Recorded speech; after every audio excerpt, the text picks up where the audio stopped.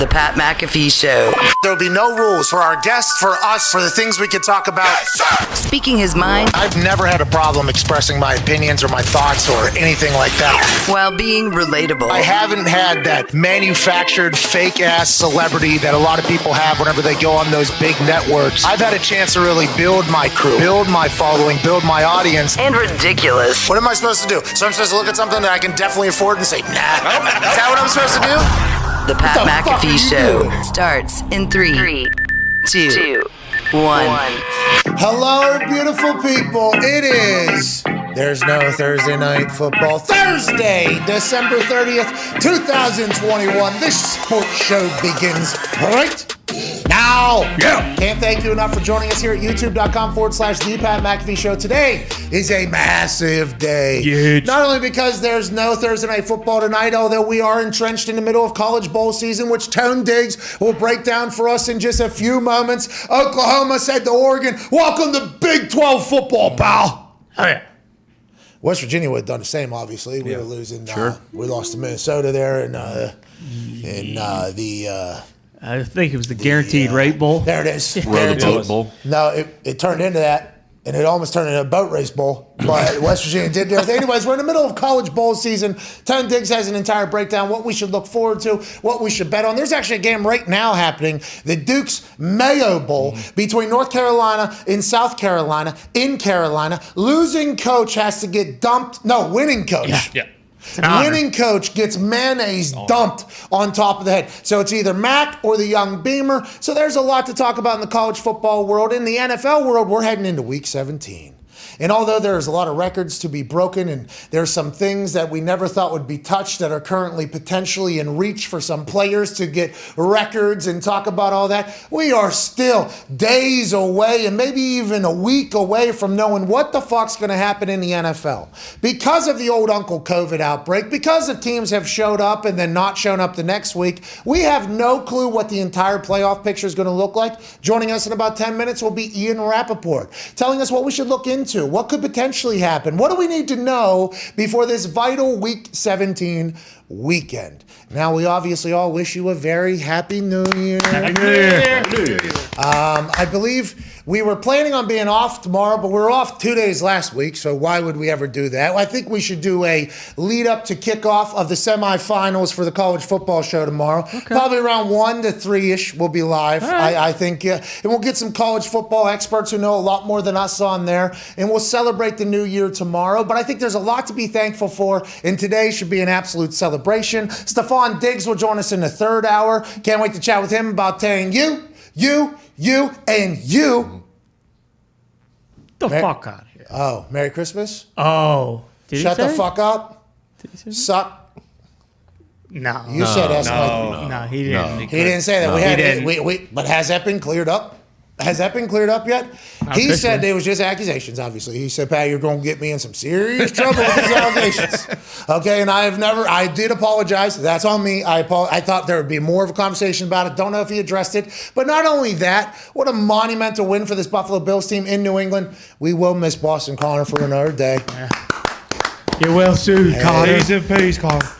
Connor is currently roaming around his apartment, which is not large. It is basically just like a little square. Big, yeah. It's like the size of this stage here, somehow in Indianapolis. It's a New York apartment in Indianapolis. He's just roaming around, walking in circles with the homie Omi right now. Hopefully he'll be able to test negative. We miss you, Connor. Miss you, Connor. Real shame Connor's not going to be here for the Stephon Diggs conversation in the third hour. I'm excited for that. Why has it been so perfect, it seems like, with Josh Allen? You two seem to be peanut butter jelly. How you doing? Keep it moving after leaving Minnesota. Absolute superstar, an incredible team, poised to make a run in the playoffs. Can't wait to chat with him. Should be a lot of fun. Ty Schmidt is here. A lot of conversation about Aaron Rodgers' future floating around in the sports media world this morning, because he said it's going to be a quick decision to the media in his press conference, I believe. He said it's not going to be lingering around. I think that he feels like he has to address that because of what happened last offseason, where he didn't talk for 3 months because I don't think anybody knew what was going to happen in that situation. Aaron is in sole control of what could potentially happen after this season. He said he wants to make it quick. What does that mean whenever you hear that? Is that him just being here now? You think, and I asked him too about his future, and he gives me an answer about how That day will come, and every day I'm thinking about it. It's always lingering around there. But every book he's basically given us has been about being in the moment, right now, enjoying right now. He's accruing and accumulating information, I assume, as he goes to make his decision. But when you hear something like that, do you think the decision's already been made by Aaron Rodgers, or do you think there is still a lot to potentially happen as a Green Bay Packers owner? Maybe not completely, but I think he has a sense of what he wants to do. But they're throwing out like retirement, and I know he alluded to that. But like we've talked about this ad nauseum. If this guy wins 2 MVPs in a row, arguably playing maybe the best football of his career, if he wins the Super Bowl or goes deep in the playoffs, like he's not retiring. Like that's not going to happen. I can't see any scenario where he's not playing football next year. I've kind of said all along, I think if the Packers win the Super Bowl, I think he's going to stay in Green Bay. I really do. And, I don't know. You hear, like, at this point, anything with him, like, everyone's going to be talking about it. Everyone's going to have a take on it. So it's like, but it really is kind of like a be here now because, and last year at this time, like, you were feeling like they were going to go to the Super Bowl too, but couldn't get over the hump again. Like, it really does feel like this team's better. They're primed to make a Super Bowl run. So I think if you're a Packers fan, I'm just trying to enjoy it. Yeah, I think you should. And I think he's trying to do the exact same. Well, also, I think he has an idea of what he wants to do for sure. The idea that, like, I don't know, I'll just decide, when the season's over. Like, I think that's BS, but I don't know. It's been 17 years, Mount Rushmore quarterback, cerebral, incredibly thoughtful, about to win back-to-back MVPs. They're going to be forced to give it to me, basically. Yeah, I'll decide. It'll be a quick process. I'll decide in the future. Yeah, it's awesome. I think he also enjoys the hell out of it. Oh, yeah, for sure. For sure. Them? Yeah. Oh, my God. Of course. Not only them, obviously, I've seen a lot of the internet also reacts to every word he says. Right. All right, I've been entrenched in that. Also, Dr. Drew, big Dr. Drew show. Big Dr. Drew show. A lot of you ain't a fucking doctor, Dr. Drew. I don't know how he sits through that, especially with how much time he had to spend reading. Think about how much time that guy spent, high anxiety, taking all those goddamn tests. He had 8 different certificates of medical whatever, and he just every day has to sit there and just go, I have been wrong before, yes. I am an actual doctor. And no, you're not. Fuck you. You don't know anything about anything. But it has been a wild ride here alongside Aaron Rodgers. In the offseason, I cannot wait to see it cook up. But that team is playing the best ball of anybody right now. You guys lost your punter, though, COVID list. Oh, no. Yeah. Corey Bajorquez. Well, he's hell of a player. He is a hell of a player. He's kind of played like shit the last couple weeks. So Jeez. Whoa. It's cold. It's Lambeau. It's December. Holiday season. supposed to be the coldest game of the year at Lambeau. I'm hoping the Packers aren't going to need to be punting very much. Against the Minnesota Vikings. On Sunday Night Football. Sunday Night Football. This could be like the stamp on the, I think I'll just win the MVP now. So I don't want to, the show is named after me, and I have to speak from my perspective on things. But, I know Coach Mo really well up there. Yeah. Really well. I'd assume everybody up there is rather familiar of who I am. I think we have a lot of friends in that locker room. Punter goes down with COVID. Nobody reaches out to me. But I think to myself, if I wanted, could I go do that on Sunday night if I wanted to? Because I have the antibodies now, right? Last year, there was a situation similar, Super Bowl caliber team, loses punter, kicker, friends of mine, a lot of friends of mine in the organization, send, hey, do you have the antibodies or not? It's like, I don't know. They're like, get an antibodies test. If you have antibodies, you don't have to sit through the 5-day, 7-day quarantine thing, the protocols. If you have the antibodies, you could get in here tomorrow as long as you test negative.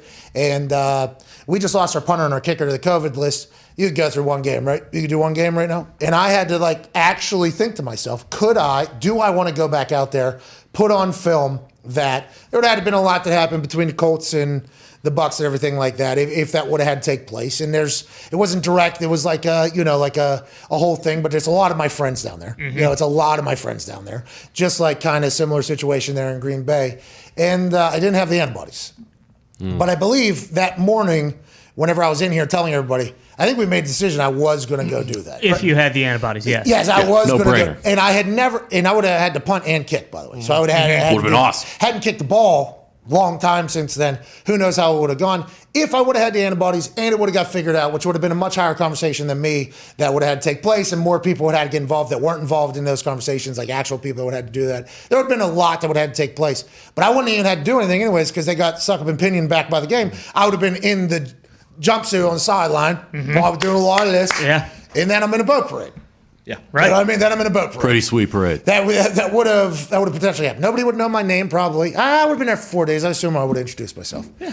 But if that would have happened, that would have been hilarious. And last year, after that whole thing, as we were reminiscing on it, I was like, I should be a fucking Super Bowl champion. Right? Like I could have been, if we would have handled COVID worse, I'd have been a Super Bowl champion. Mm-hmm. So now, with this situation popping back up, and once again, this is nobody reaching out. This is me just being like a guy who used to kick balls, a little bit of a, is this something I could do? I thought about it, and I literally stood up from the couch, and I tweaked my hamstring. So I don't know if that was my body making my decision for me. Like my hammy, my knee, my legs is like, what are we even, Lambo? It's going to be windy and cold as fuck. Oh, yeah. You have not actually kicked a football and tried to do it 9-10 months at this point, and you would just go into a team that is trying to get home field advantage. Like, what a selfish prick. That is the entire conversation I had with myself. I sat back down and I was like, okay, I wonder who they're going to get to punt then there. That is a big position. Yeah. Especially on Sunday Night Football with how windy and cold it's going to be and how special teams has been for the Green Bay Packers. That could be a problem. But just like normal, I'd assume the offense and the defense will just kind of do their thing. Here we go. We'll go win this game. Yeah, it's kind of the same thing as always. Like, you just hope that isn't the reason that they potentially lose a game. Like, the offense and, like, the way the defense has been playing, I mean, they gave up a bunch of rushing yards, but, they had 4 turnovers. Like, I think they can do enough to kind of mask the other areas, but I mean, we'll see. That is a big deal, and I don't know how many guys are used to kicking in, negative 20-degree wind chills. If guys are available right now. Right. Week 17, people got hurt, people came in. People got cut, people came in. Week 17, if somebody's available right now, especially with how Lambeau is. Now let's not even get into the holding for Mason Crosby situation. Yeah, right. Anyways, I wouldn't have been able to do it. Raj will hold. Anyways, I wouldn't have been able to do it with the FanDuel deal. Inevitably, I think that would have been a bit of a conflict of interest somehow. Yeah, well, also, you weren't sucking COVID through a straw, but you have been sucking down some ice cold dopes lately. Wow, not me. Ice cold dope. That doesn't mean anything, by the way. I wouldn't miss any games. Games. That's right. I don't know what they would have done, but I did think about that as well. Once again, this is all happening while I'm sitting down drinking one of those cans. Yeah. And I'm seeing it, and I'm like, is there a chance, once again, this is going to sound arrogant, but it's real, and I know other people that host shows say things like, oh, people ask me to do this, and people ask me to do this. I've been asked by numerous teams through the last couple of years, do I want to come back and do anything? Numerous times, because I have a lot of friends around the league, and we all see the kicking punting situation. We all see what happens in some teams. So I get a lot of people that ask. This is the first one where nobody asked, and I was like, what's that all about? Did I fucking lose it? And then I start sitting there, and I start thinking about the whole thing. And then, immediately upon standing up from the couch, it was like, just shot down the leg. And it was like, oh, so we're all making this decision, and I don't think the dope would have mattered, Nick. Maybe they just thought, oh, we saw the deal that Pat just got from FanDuel. I don't think he needs to be kicking balls right now. God, but if that team wins, this could be, Super Bowl, this would be 2 years here where. Get you one of these. Hey, I think I put it on a pinky, by the way. I think this pinky ring would no longer exist. I think I would get it on a pinky. Can't ever wear it, but when I do wear it, think about how hilarious that's going to be. It's pretty good. A lot of how's your families. You know what I mean? Just shoving it. Joining us now, a man who has all the inside information on maybe who's going to punt for the Packers and everything else going around the NFL, Mr. Ian Rappaport. Insider for the NFL and the NFL Network and host of the weekly wrap-up with Rap Sheet and Friends, us being the friends. Ian, Corey Bojorquez, potentially out for the Green Bay Packers, which is what we were just speaking of. We will get to all the other headlines around the NFL that you might know information. Who's going to go kick for them up there? Is that going to be the Scottish Hammer? Is Jamie Gillen going to punt up there? Who's going to punt for them if Bojo can't go on Sunday Night Football? I don't know. You fucking stink. It's a punter, This guy. It's like, not saying anything, like, my favorite TV host is a punter. Well, I would say was a punter. Pat Summer. Or whatever. This isn't a TV, whatever medium this is. So I do appreciate punters once they exit the NFL. When they're in the NFL, just kind of like you go out there, you do your thing. Sometimes you get blocked, and everyone's like, "Oh my god!" And then that's kind of you just go back to the sideline. All right, Ian. Every single punter in the league could dunk on you in every single facet of life, and that's not for us right now to chat about. And if you get any inside information on who's going to be punting for the Packers, it's a pretty big deal because special teams up there. I mean, they may not even punt this week. Sometimes they don't even punt. So that's always the thing about being a punter, Hey, no offense, Pat, but I want to see you out there. I'm like, hey, me neither, dude. I'd like to win, but this is football, and it's the NFL. There's a chance we're going to have to kick a ball. And if you have somebody who's good, can help you out. If you have somebody bad, can fuck you over. Let's get to speaking of being fucked over. A lot of people who maybe had to do the 10-day thing that were non-vaccinated that got COVID, very pissed off about the 5-day thing. Darius Leonard all the way back. Carson Wentz, is he going to be able to be back by game time, you think? Is that kind of the projection and expectation here for Carson? That is the projection for Carson. Let's talk about him specifically first. Usually we've been talking about for 2 years, 2 seasons now, guys being cleared off the COVID list and, might they be cleared? What's the test going to show? The timing is kind of right. It's always been kind of a what if situation, and it's really not like that anymore. I mean, based on the CDC regulations in the NFL and the NFLPA adopting those and kind of morphing them to what it needs to be for the NFL, it's really no longer like, does Carson Wentz get cleared? Like his 5 days are going to be up on Sunday morning. I guess assuming he's not horribly sick, like your symptoms don't even have to go away. They just have to have decreased and you have to get cleared by a doctor. So we're going to see Carson. He doesn't need a negative test. Like we are going to see him on Sunday. So it's just 5 days. Hey, they're away for 5 days or so. They're good. Is that just non-vaccinated players? What about vaccinated players? If they end up testing positive, do they have to test negative to get out, or their symptoms just have to go down? If you're vaccinated, the benefit that you have is you can get out before 5 days. So like if you're unvaccinated, it is 5 days and then you can be cleared. If you are vaccinated, then you could be cleared, let's say, on the 4th day. So it's like a small thing. How? You and test then there's out? Other stuff like test out? Test out? You can test out, yes. So if they can't produce a negative, if the vaccinated person can't produce a negative test, which, by the way, I couldn't produce a negative test for 11 days, and I was vaccinated and had it, but I didn't have symptoms for like 5-6 days. And at that point in time, we had no idea what the world was.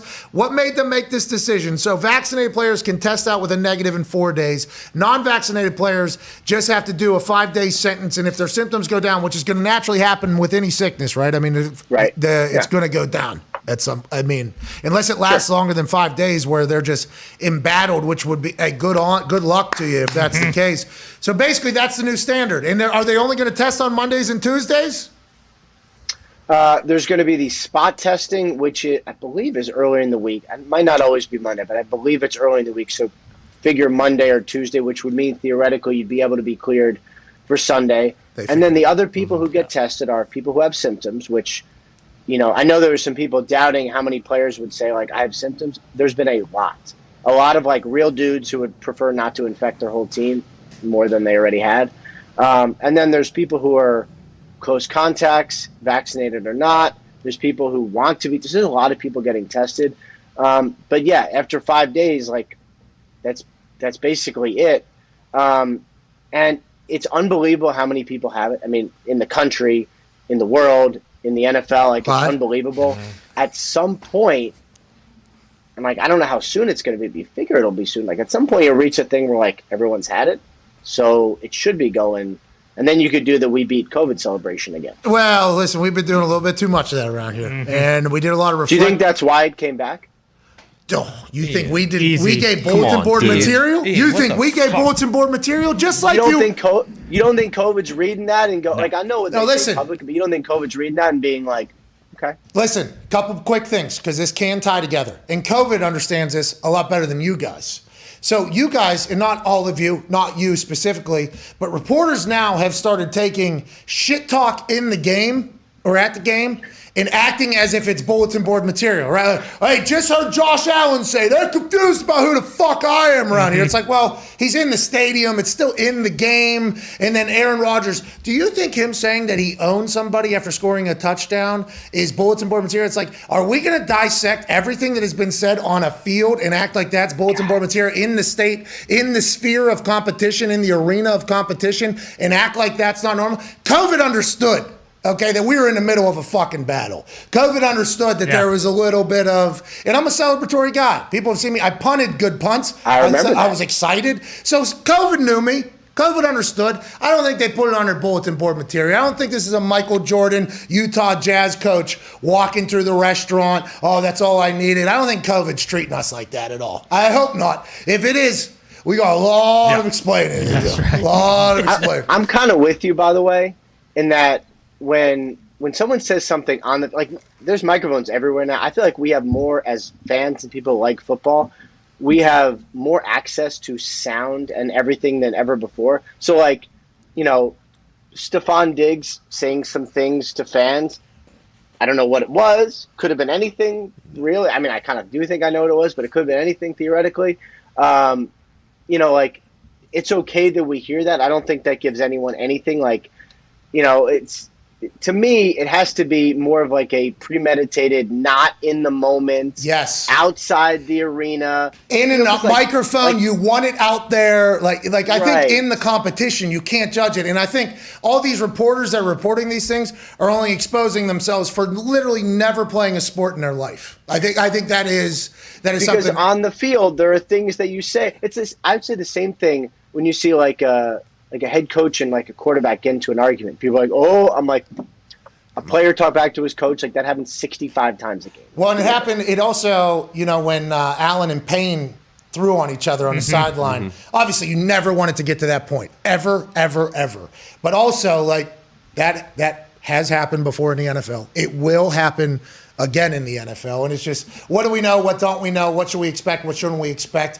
Maybe it was because we danced and celebrated COVID being over that it has stuck around in the fashion that it has. And if you look at, and this is research that was told to me by somebody that was on the show, maybe you, actually. It might have been you. South Africa had what, a 5-week run with Omicron? Yeah, I did break that on this show. Yeah, it was South African medical history news that Ian Rappaport broke. The Omicron ran wild for 5-6 weeks or something like that. Then they saw a fall off on that.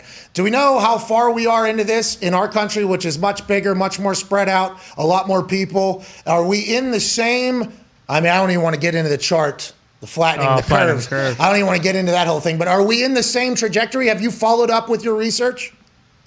I would say I spend my life following up on research. Do you want to hear something really sad? This is pathetic. But every night before I go to bed, I always read the Washington Post before I go to bed, which is weird, I'm sure, but whatever.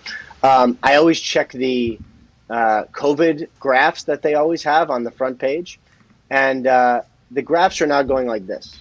It's literally like this, which is just like where South Africa was probably like 3 weeks ago. So you think, I mean, the amount of people who have it, we set a record yesterday. Figure that's like a third of the people actually have it because so many people are taking home tests now.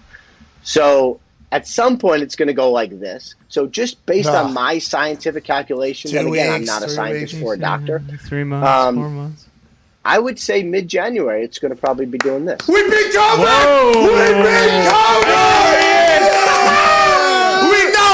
We knew it. Now listen, we got to kneel the ball out here, okay? Yeah. We got to kneel the ball out here. We got to take care of our business. Mid-January, though, right before Super Bowl. Is that COVID calling you? Was that COVID calling you right there?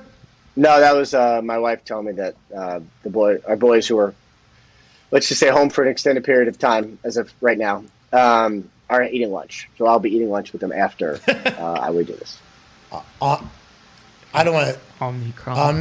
The homie Omi came through the house right there. Oh no! I mean, look, it's the whole world. It's the whole world. Oh no! It's teasing, dude. Hey, we hope you're okay. You and the whole Rappaport family. We won't let the whole Rappaport family know. We're surviving. Is that breaking news right now? Is it? I mean, I hadn't seen it. Is it? Here's an insider with insider information on what's going on inside his house. Yeah. Ian Rappaport. I don't want to break the news, but Ian Rappaport and his family are currently testing positive for. It's Omicron. Oh, no, we hope you're okay. I wouldn't say currently, previously. Well, there's some members currently, some members previously. Well, Dr. Drew told us, and there's going to be people that immediately upon me saying Dr. Drew told us get very upset that I even said that. But allegedly, Dr. Drew has said he's not a real doctor, is what people say. Ian, I actually asked him yesterday. Is he not? Well, Should I have known that? Well, I thought he was a doctor. Then I read the internet. I was like, maybe this guy isn't a doctor. Maybe we didn't do the right thing for the show. Bring a doctor on, ask him, hey, are you a fucking, first question, are you a fucking doctor? And he said, yeah, people shit on me all the time. But he said that as a doctor, he was a doctor, by the way, 8 degrees or something like that. But he gets dunked on every day, I think, on the internet. Oh, yeah. I don't know how Dr. Drew does it. Mental toughness, incredible. Good on him. He said once you're testing positive for it, though, here's all his degrees. He is a doctor. Okay, he is a doctor. We had checked because this program cannot be known for misinformation, especially fake doctors. Okay, I can't have that. But unless it's Dr. Joe Rogan. Anyways, he said once you test positive for this, the virality, in his opinion, the virality of the Omicron, once you test positive for it, it's almost no longer contagious. So I think they don't even really know how to test for this particular variant with how crazy it's been running. And we're also in the middle, and I don't want to compare. It's nowhere near the same as the two things I'm about to say. But over here, where we have 4 seasons at in Middle America, it's also cold and flu season. So everybody who's potentially feeling something has a thought, oh shit, I have this. Probably more people getting tested than ever, right? If I had to get, probably more people getting tested than By ever. a lot, I'm sure. So we have these numbers going, and does the NFL want to continue to adjust these protocols, or are they just going to wait for the CDC or other people to do it? Because going from 10 days to 5 days, not having to test negative is massive. Having the test be earlier in the week from IQVIA, by the way. It's not IQVIA. Oh, okay. I had some very smart person tell me, hey, I have a friend who used to work at IQVIA, by the way. That's how they pronounce it, whatever the case. $51.8 billion. Pretty good. Pretty good. They're a pretty big deal. They're the ones spot testing the people, I guess, or deciding who's getting spot tested. And that, if they're doing it early in the week, it's 5-day sentence. This is the NFL and the NFLPA figuring this out, and then they're only going to adapt as the CDC adapts, or you think they're going to continue to do their own research? I think the way it's been, it basically all of it, right? It's like they have a team of doctors. Dr. Alan Sills has been leading and working with the NFLPA. As the science changes, and the weirdest thing of all of this is like the virus has changed. And so what was true last year might not necessarily be true this year. Like one of the obviously main things, as we've discussed, is that Omicron generally, especially among vaccinated people, does not have severe, serious symptoms. It has not had the hospitalization. It has not had the deaths. It is different from last year. And so the NFL and the NFLPA have adjusted to that. I don't know if we're going to see continued adjustments. I would imagine teams will stay in the masked inside, enhanced protocols, no eating together. I would imagine they'd stay with that through the playoffs just because it's not that hard. It's just wear a mask. It's not that hard and keeps everyone a little safer.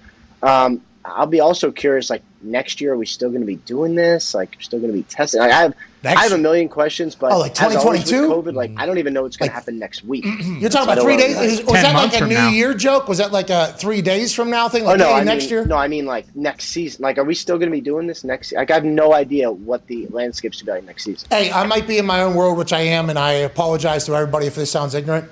I don't think anybody I'm speaking to thinks this thing's lasting much longer. I mean, maybe I'm wrong. Next season, this thing's still going to be getting us? Was that real? Is that what you were hearing, Ian? What's that? Next season? I mean, I have no idea. I thought this was going to be over like 4 times ago. I've celebrated at least 2 different times that it was over, and it clearly is not. Well, we've done 7, 8, 9. Oh, so it was Ian's fault. That's you dancing on a grave. You're a journalist. I'm in the fight with private. In private. They seen it. COVID knows everything. Please do not put that into the universe. Please do not put the next season us still battling. That's a long time from now. Let's hope we're out of there. Let's move along to some other football stuff. Ben Roethlisberger basically says he's retiring after this season without saying it, inviting former teammates and family to come watch what could be potentially his last game at Heinz on Monday Night Football against the Cleveland Browns. I mean, just an absolutely storybook-style ending. The team obviously wishes they had a much better record this season and could do these things differently. Zito and Dick Diggs made this graphic. All right, thank you, Seven. People call him 7? Yeah. Oh, wow. Come Ian. on. Wow. In really sports, heard he that. wears the number 7, Ian. This No, is but, like- just natural to call him 7, you know what I mean? What are you hearing about that? Does everybody in the building already kind of know that this was going to happen? Was this the case? Yeah? Yeah, I think when they did the contract and he accepted the pay cut, I think everyone knew this would be it. And, Ben he's awesome and he's got a million lives. And in a weird way, like, I will kind of miss him. He's been on the injury report, I think, every day over the last 2 decades. He has been very upfront with his injuries, very open. And as someone who covers a lot of injuries, I've done a lot of injury reporting on Ben Roethlisberger. He also says what he thinks. I think the way he came into the league, the troubles he faced were massive and have been covered very well by people before I really started this. But he seems to have turned into someone who treats people with a lot of respect and does it the right way, seems like. And he's been a great quarterback. And I think for the Steelers, there's a lot of reasons why they have been consistently good every year. I mean, they're not even really that good this year, and they're still pretty good, and they still have a chance at the playoffs. Like, he's been amazing. I would say next year, my guess is they go after a veteran so they don't have to restart because they have so much there already, so much infrastructure. Like, that is such a desirable place for a veteran quarterback to go, I think. Yeah, Pittsburgh used to be the place that I would vacation in the offseason. Obviously, that's where you want to go to. It kind of toughens you up as soon as you land there. Ain't that right, Foxy? 100%. I love that place. See, Foxy's from Detroit, which everybody says is a gritty city. You land in Pittsburgh, you go, no, this place birthed grit, basically. 100%. This is the home of Built that. the nation. Yeah, this is the father of the city, of the entire country. You're welcome for the steel that built your cities that are definitely gritty and Rust Belt and blue collar. Yep. But the reason why it's called Rust Belt is because Rust ends up on what? Steel. Steel. Well, not stainless, but Well, we didn't create that. I mean, that was probably created somewhere in a hill in a. I like Pittsburgh. What's that, buddy? Okay. I like Pittsburgh. You're fucking right, you do, Ian. Yeah, Ian, what do you say? What does that even mean? Is that a surprise? Yes, you like Pittsburgh. Obviously, you like No, Pittsburgh. I mean, I don't know if we've talked about this. My two favorite things about Pittsburgh. One, you get to drive through mountains, which is very cool. Yeah, you don't get to do that in a lot Very of places. I wish we had more lanes. I mean, in those mountains, it would have been a little bit better forethought there early if they would have made a couple more Mountains lanes. are what they are. I mean, so. And then the other thing is The tunnel could be the wider. way they have. I mean, we talked about this, I'm sure, but like the way they do sandwiches, I just so appreciate. You just take everything, you just put it on a sandwich, and then the sandwich is basically the whole city is based around the sandwich. It's genius. I respect Fucking it so relax. much. Okay, the sandwich was created because of the steel mill workers didn't have enough time to have lunch because they were birthing America. So they put the entire lunch on the one sandwich. So you're saying the city revolves around the sandwich. You're close. You're just missing one chapter. The sandwich was created because, say it. Say it. Say You it. created the city or the Fucking world? steel mills, whatever. dude. Jeez Steel mill. Louise. You would never get it, okay? Play Thank- tennis somewhere, please. you, Jeez steel- Louise. steel workers. Thank you, steel workers. Thank you. Oh. Thank you, Pittsburgh. Steel workers. Great job. Let's move around here. Baker Mayfield's wife posts on Instagram again about how negative everybody is to her husband, which I would assume is not cool at all to be a significant other of a high-profile athlete or person. You have to see and hear things about somebody you love and care for deeply. You see them whenever they're not on the field or not at practice or not on the internet, when they're icing their bodies or not being able to move. You care deeply about this person, so whenever people start saying things, which is what the internet is, you can take it personal. Is there any future conversations over there in Cleveland with Baker? Is that already cooking? Is that happening? How do you see that playing out? I haven't heard any future conversations with Baker. Playing out is a good way of describing it because that's kind of what it's been. I mean, this year was supposed to be a play it out year. They didn't have any discussions on a new contract before the year. I think everybody was on the same page with like, let's see what happens.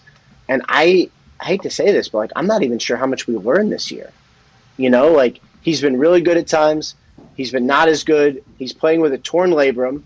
So like, how do we even judge what kind of player he is when he is so injured and has been injured in a variety of different ways, right? So, I mean, he's tough as hell, which is great. And I think teammates really like him, which is great.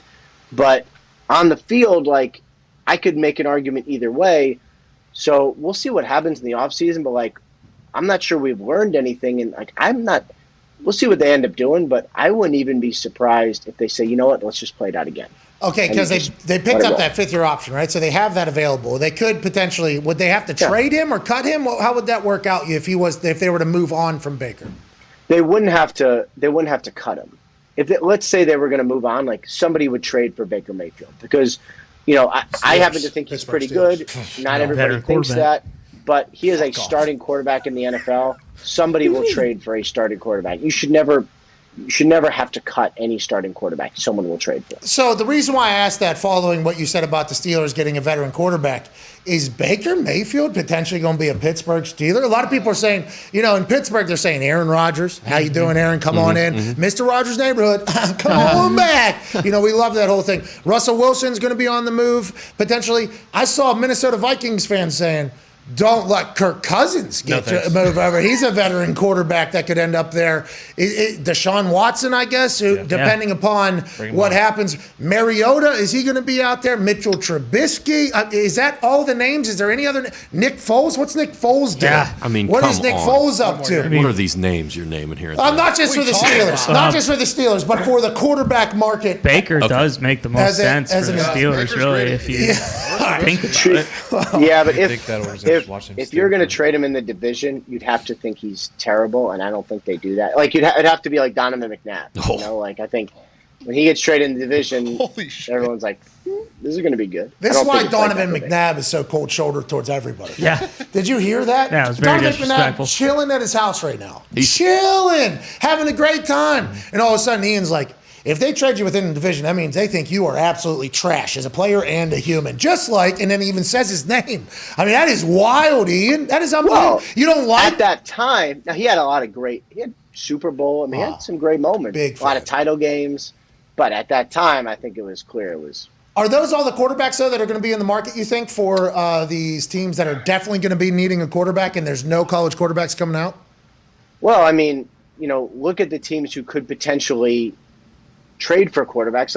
We could just go through all of them. Let's say Las Vegas Raiders, right? I think Derek Carr is going to stay, but if they have a new coach who wants to start new, could he be on the move? The Giants are one of the rumored spots for maybe Russell Wilson. Okay, well, let's say that's a possibility. The Daniel Jones would go. I mean, Denver, could, last year. Carolina. Let's do this. Giants, you just mentioned there. Denver, Carolina, Pittsburgh, maybe Cleveland, San Francisco. Are they going to move on from Jimmy G and go to Trey Lance? Jimmy G probably going to be available. Yep. There's a lot of places, right, that are going to need a quarterback. So what are they? They're all just going to shuffle spots? Is that what's just going to happen? And who's going to be left out? This is like when Jameis ended up having to take a $1 million deal with New Orleans because Tom Brady was available, Phil Rivers was available, Drew Brees was available. Feels like there's a lot of quarterbacks that I don't know if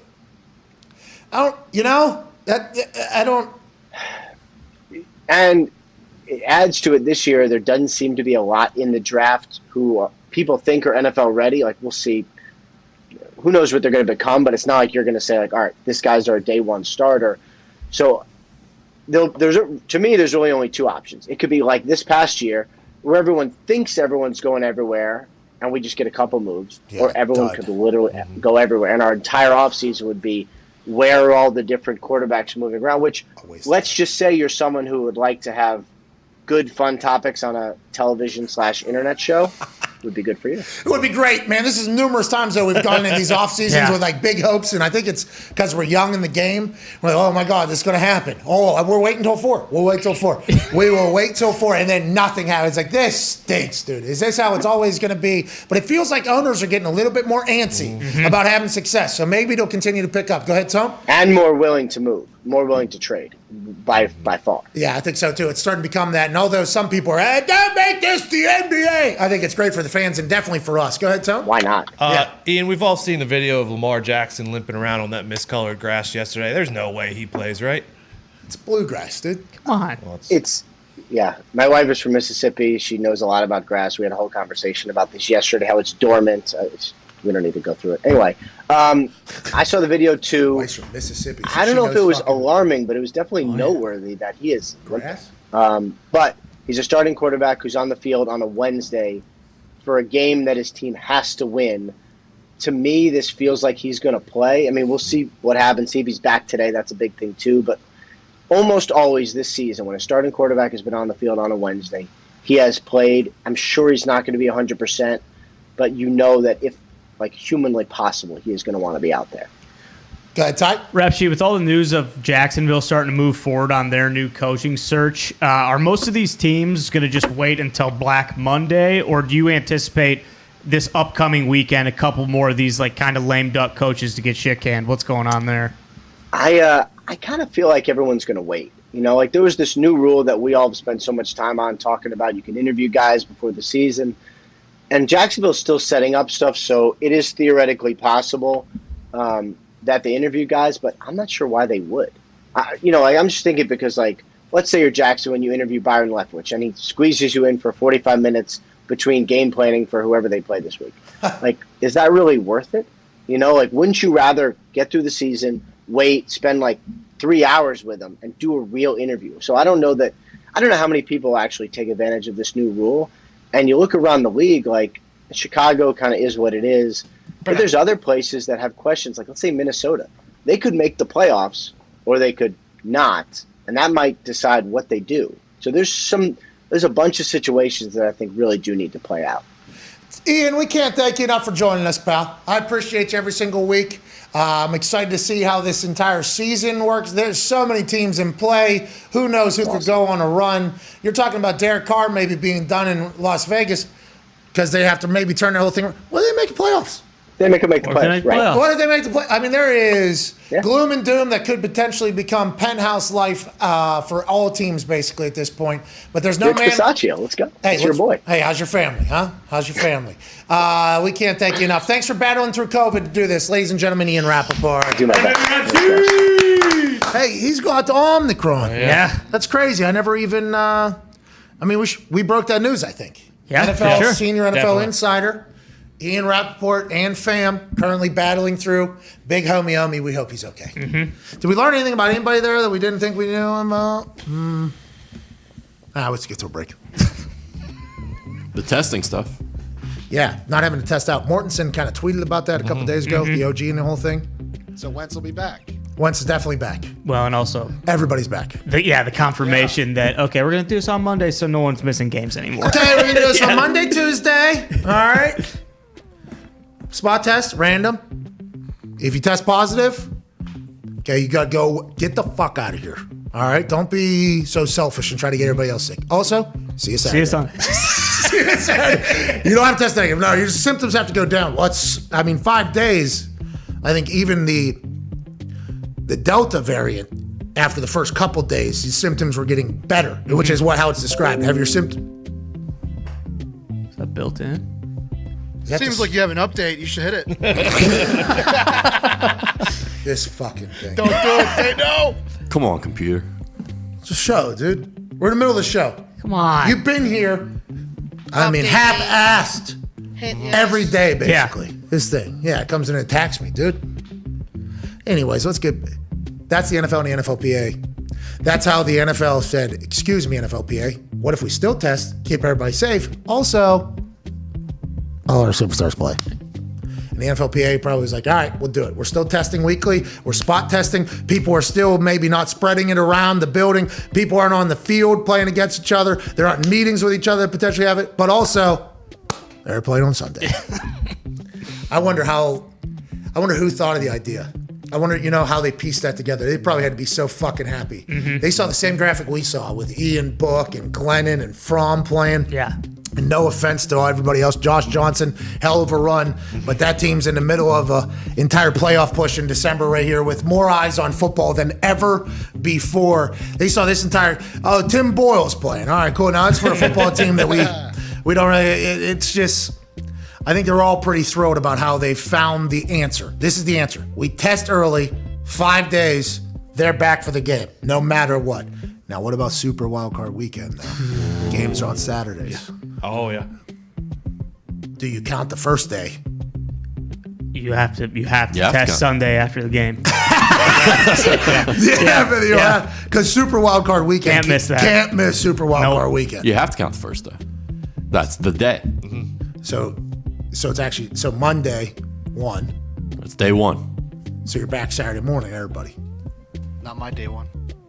Day one, by the way, Saturday, Peacock, 8 o'clock. Atlanta. Brock Lesnar, Roman Reigns. Here we go. We're back in 4 minutes. Take some phone calls on the 5 Energy phone line, 1-833-4 McAfee. We got AJ Hawk joining us in about 15 minutes. And also Tone Diggs breaking down the bowl games. What we need to know, who we're betting on. Can't wait to get to that. On the other side, immediately upon returning, get your brains out. Get your FanDuel accounts out. Tone Diggs is about to run through what we need to know about the rest of college football, including tomorrow's massive games. Huge. In which we will run a kickoff show 1 to 3, 4 right here at youtube.com/The Pat McAfee Show. See you in 4.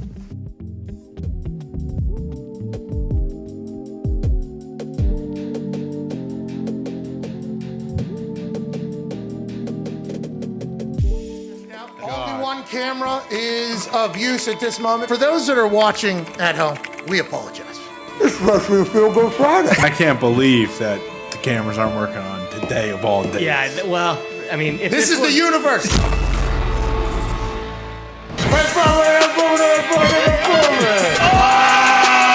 Oh, hey, pal. How you doing? Gabagool. I need a nice cold Bud Light. Oh, you're fucking out. How's your fan? How's your fan? Maybe a couple whiskeys. What? 80,000 individual eyes that are looking at these eyes right now. What the fuck are you doing? 2 scotches. What? Are you kidding me? Deal. What? 55, 56, 63. That's how many new wrinkles I'm going to bring to the office. I get things done, Patty. Vodka. What? He said I was on meth. I ain't ever done meth. Dirty dressed up like Russell Wilson. Margarita. What? He's Brett Michaels. You're fucking out. More ice cold Bud Light. What? More ice cold Bud Light. What? More ice cold Bud Light. What? Ice cold. What? Cheers. Thanks everybody for watching.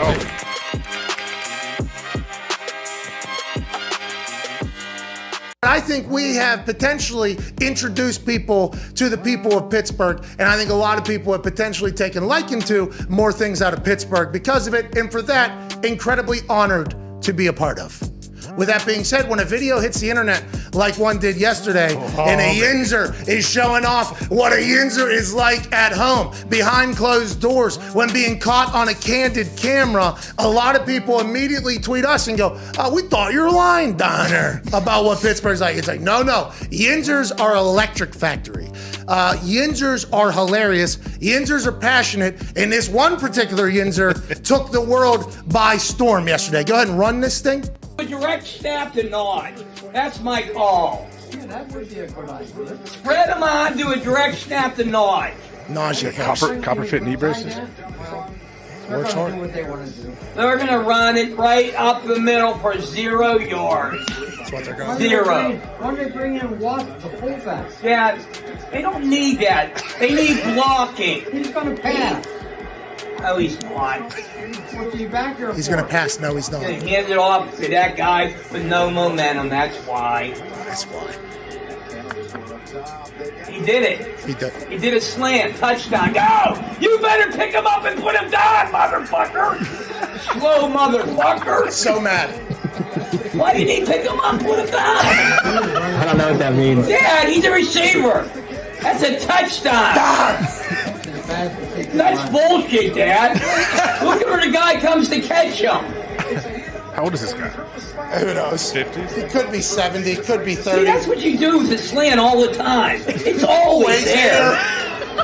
All right, so this guy obviously captivated the internet. Epitome of Yinzer, at eYinzer is the Twitter account. And a lot of people immediately asked us, do you know who this guy is? And I think a lot of people are potentially saying that in jest. We do. That guy's from Plum. Yeah, we have seen those videos before they went on the internet. He is a beauty.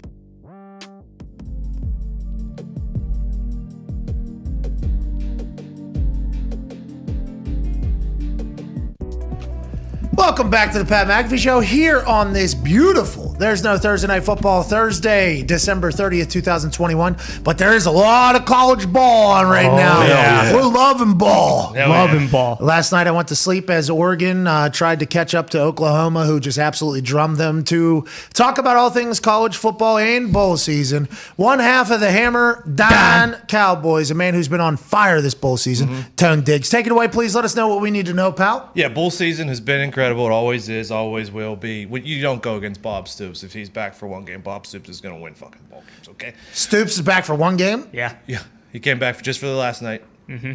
That's awesome. Like the whole week? What did he did the whole week? Like, hey, Ever since Lincoln went to USC, Bob came back. He came back to lead this program. Program. I love it. To the promised land against the Ducks last night. And Dabo's program, 10-win season, like 20 years in a row or something like that. Yeah, it is good for the program. Stoops also said, don't worry about dumping any mayo or Gatorade on me after the game.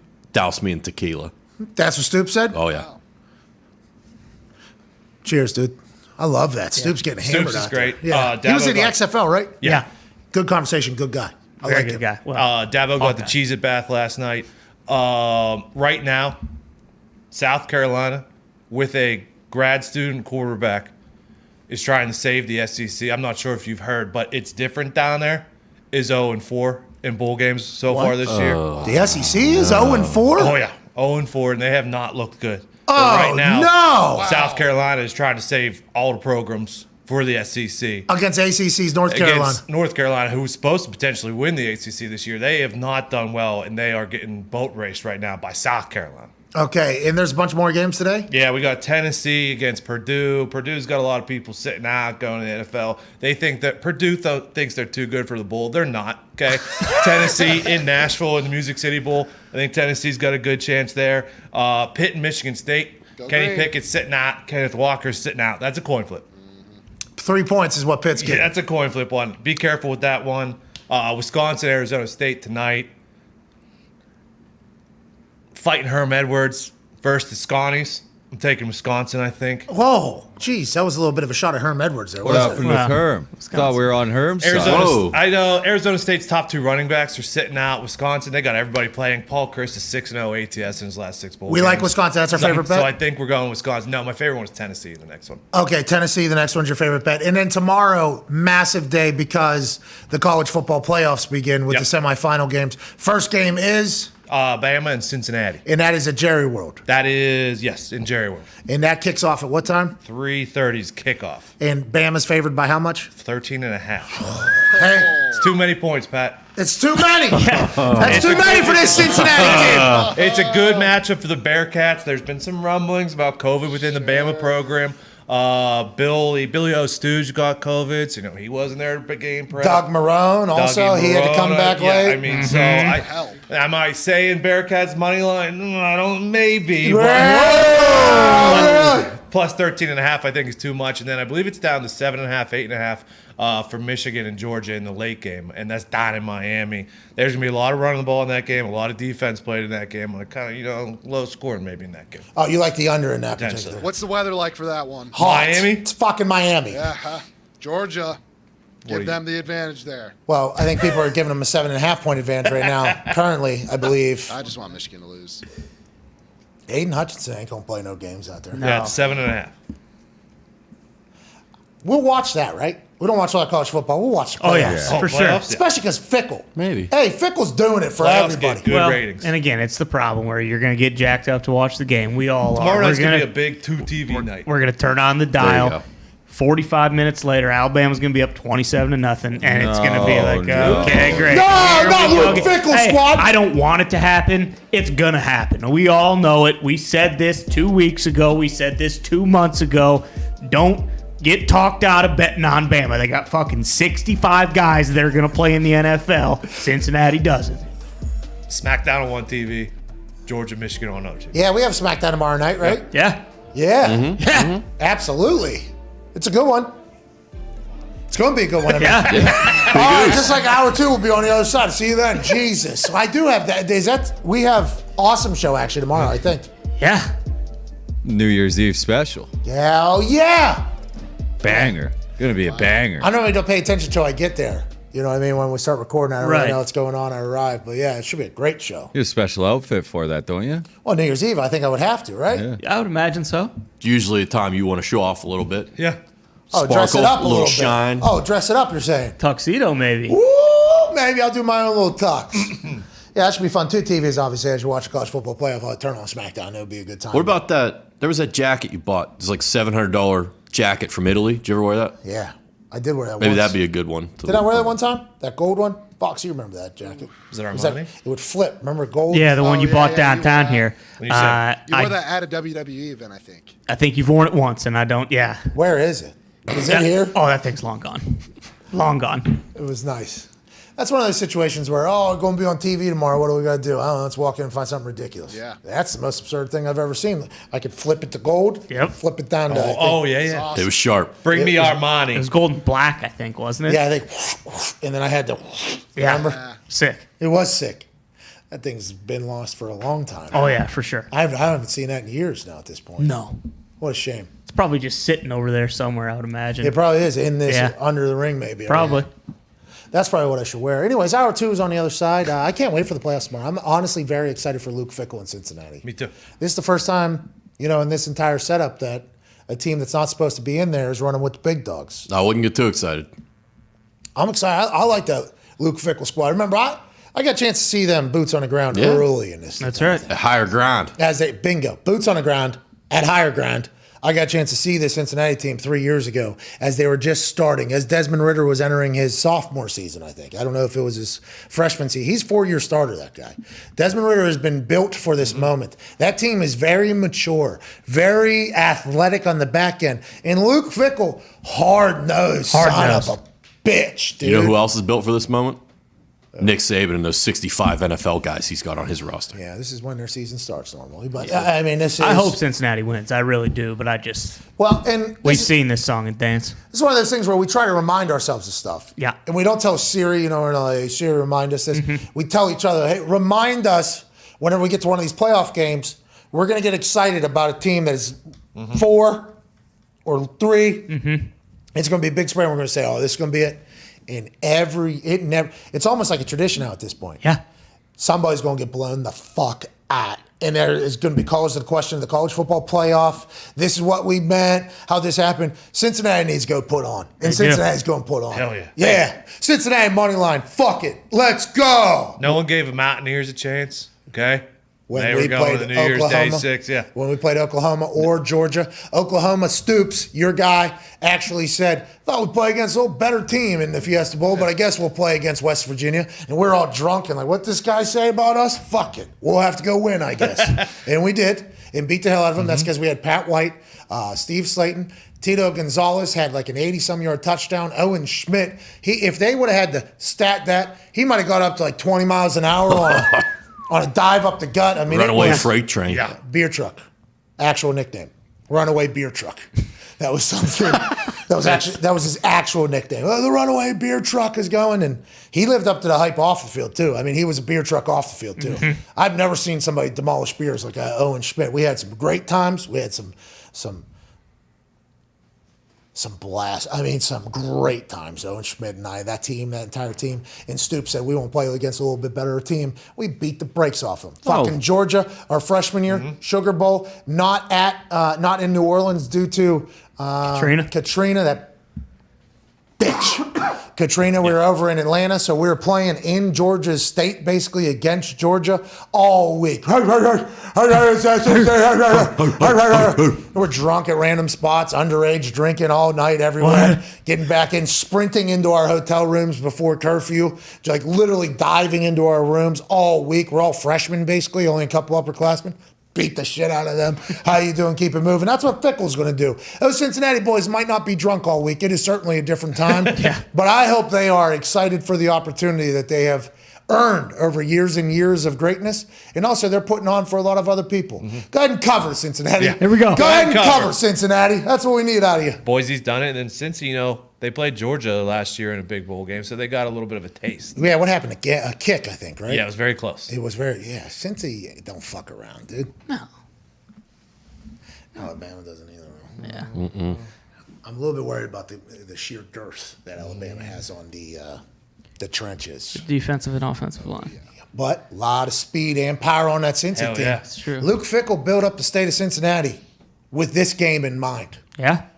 There's boosters and donors giving so much more money to Cincinnati. They're going to have 4 indoor facilities. The Bengals, the pro team, are still going to have none over there by the time Luke Fickell's done with that whole thing. You get a win tomorrow in the college football playoff, everybody on earth is going to try to get Luke Fickell to their team. Not that they're not already. And allegedly there was some West Virginia wanted Luke Fickell, and Luke Fickell said no. And Really? now we have Neil Braun. You know, it was a couple years ago. Great coach. Yeah, so, I mean, kind of fuck off for Luke Fickell for that, obviously. But I'm incredibly proud of him. I can't wait to see what they do. And we're all taking Cincy plus 13.5. Yeah. Not a chance. No, you're not. Jesus, Howard. You and I will. The Pat McAfee Show. There'll be no rules for our guests, for us, for the things we can talk about. Speaking his mind I've never had a problem expressing my opinions or my thoughts or anything like that. while being relatable. I haven't had that manufactured fake-ass celebrity that a lot of people have whenever they go on those big networks. I've had a chance to really build my crew, build my following, build my audience. And ridiculous. What am I supposed to do? So I'm supposed to look at something that I can definitely afford and say, nah. Is that what I'm supposed to do?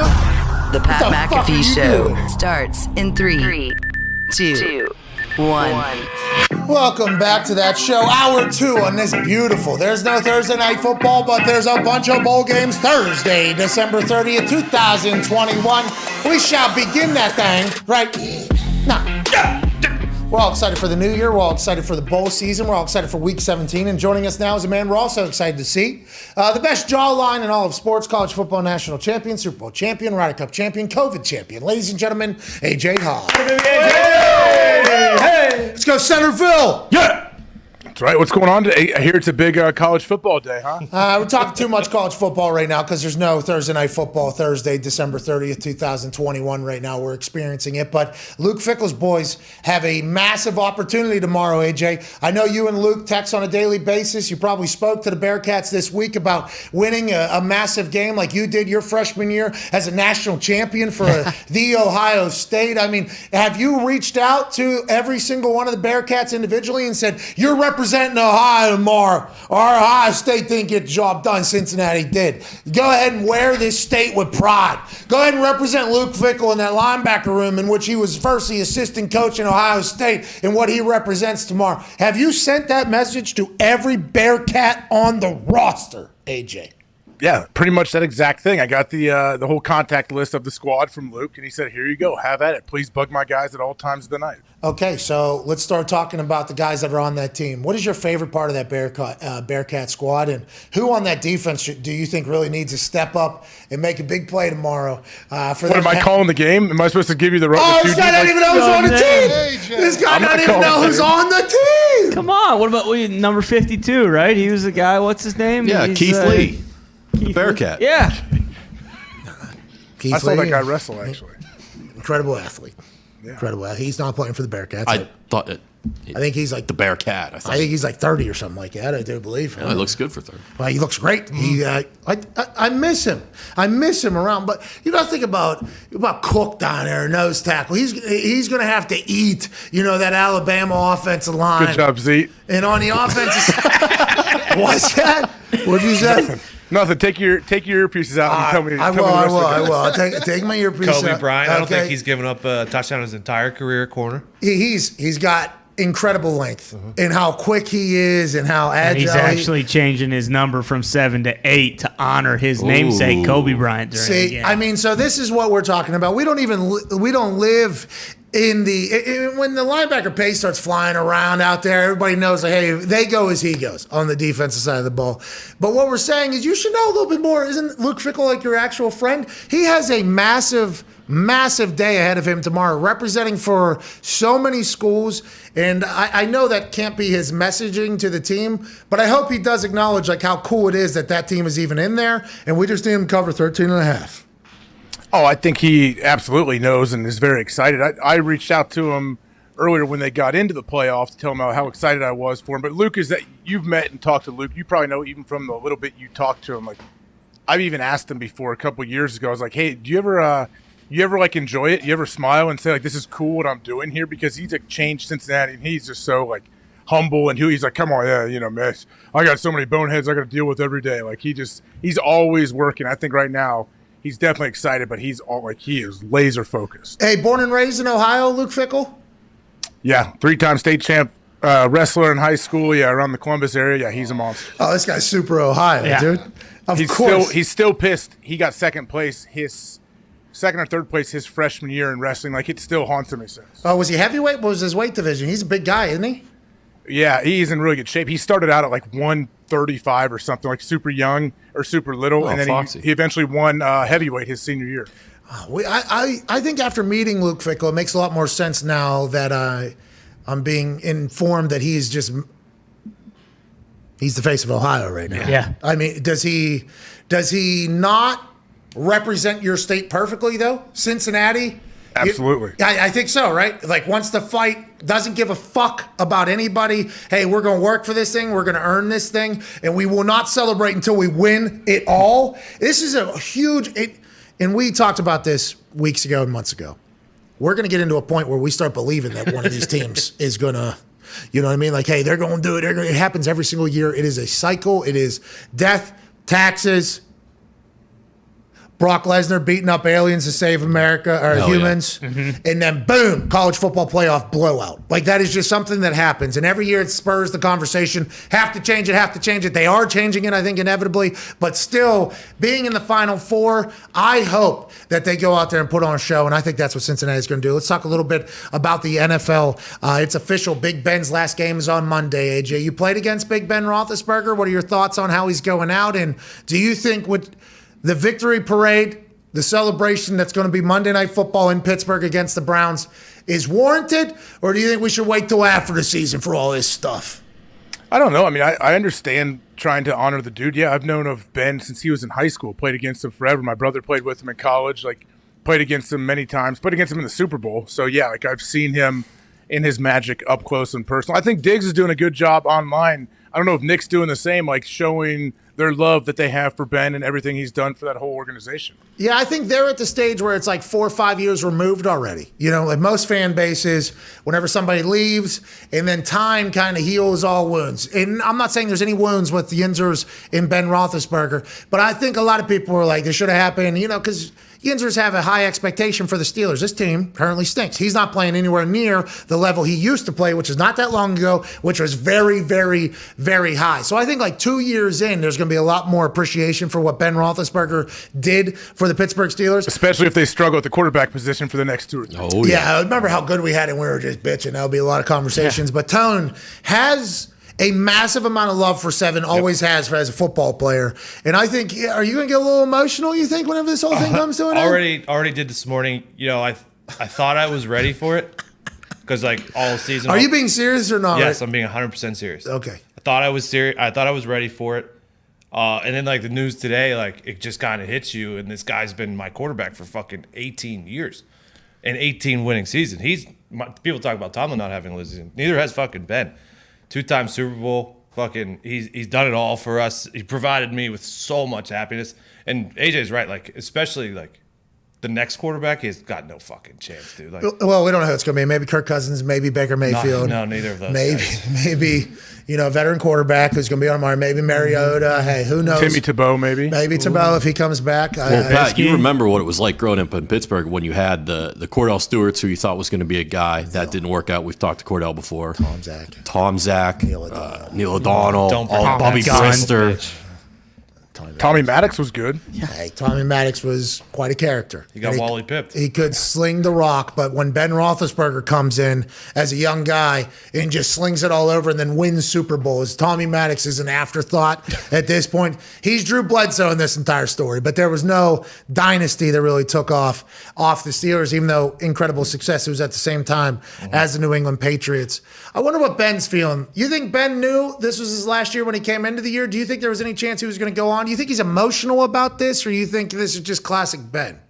No, I think he's definitely probably emotional about it. Who knows going into the season? I would assume he went into the season thinking it could be his last year, but he was probably hoping, hey, maybe if I get this thing going the right direction, maybe I can squeak another year out. Okay, so they're doing that wide receiver, number 11, Chase Claypool. Chase comes running out. At tight end, rookie Pat Freiermuth. And for the last time ever, two-time champion Ben Roethlisberger. He'll do his little trot out, the way he runs now with this whole. I mean, you know what I mean?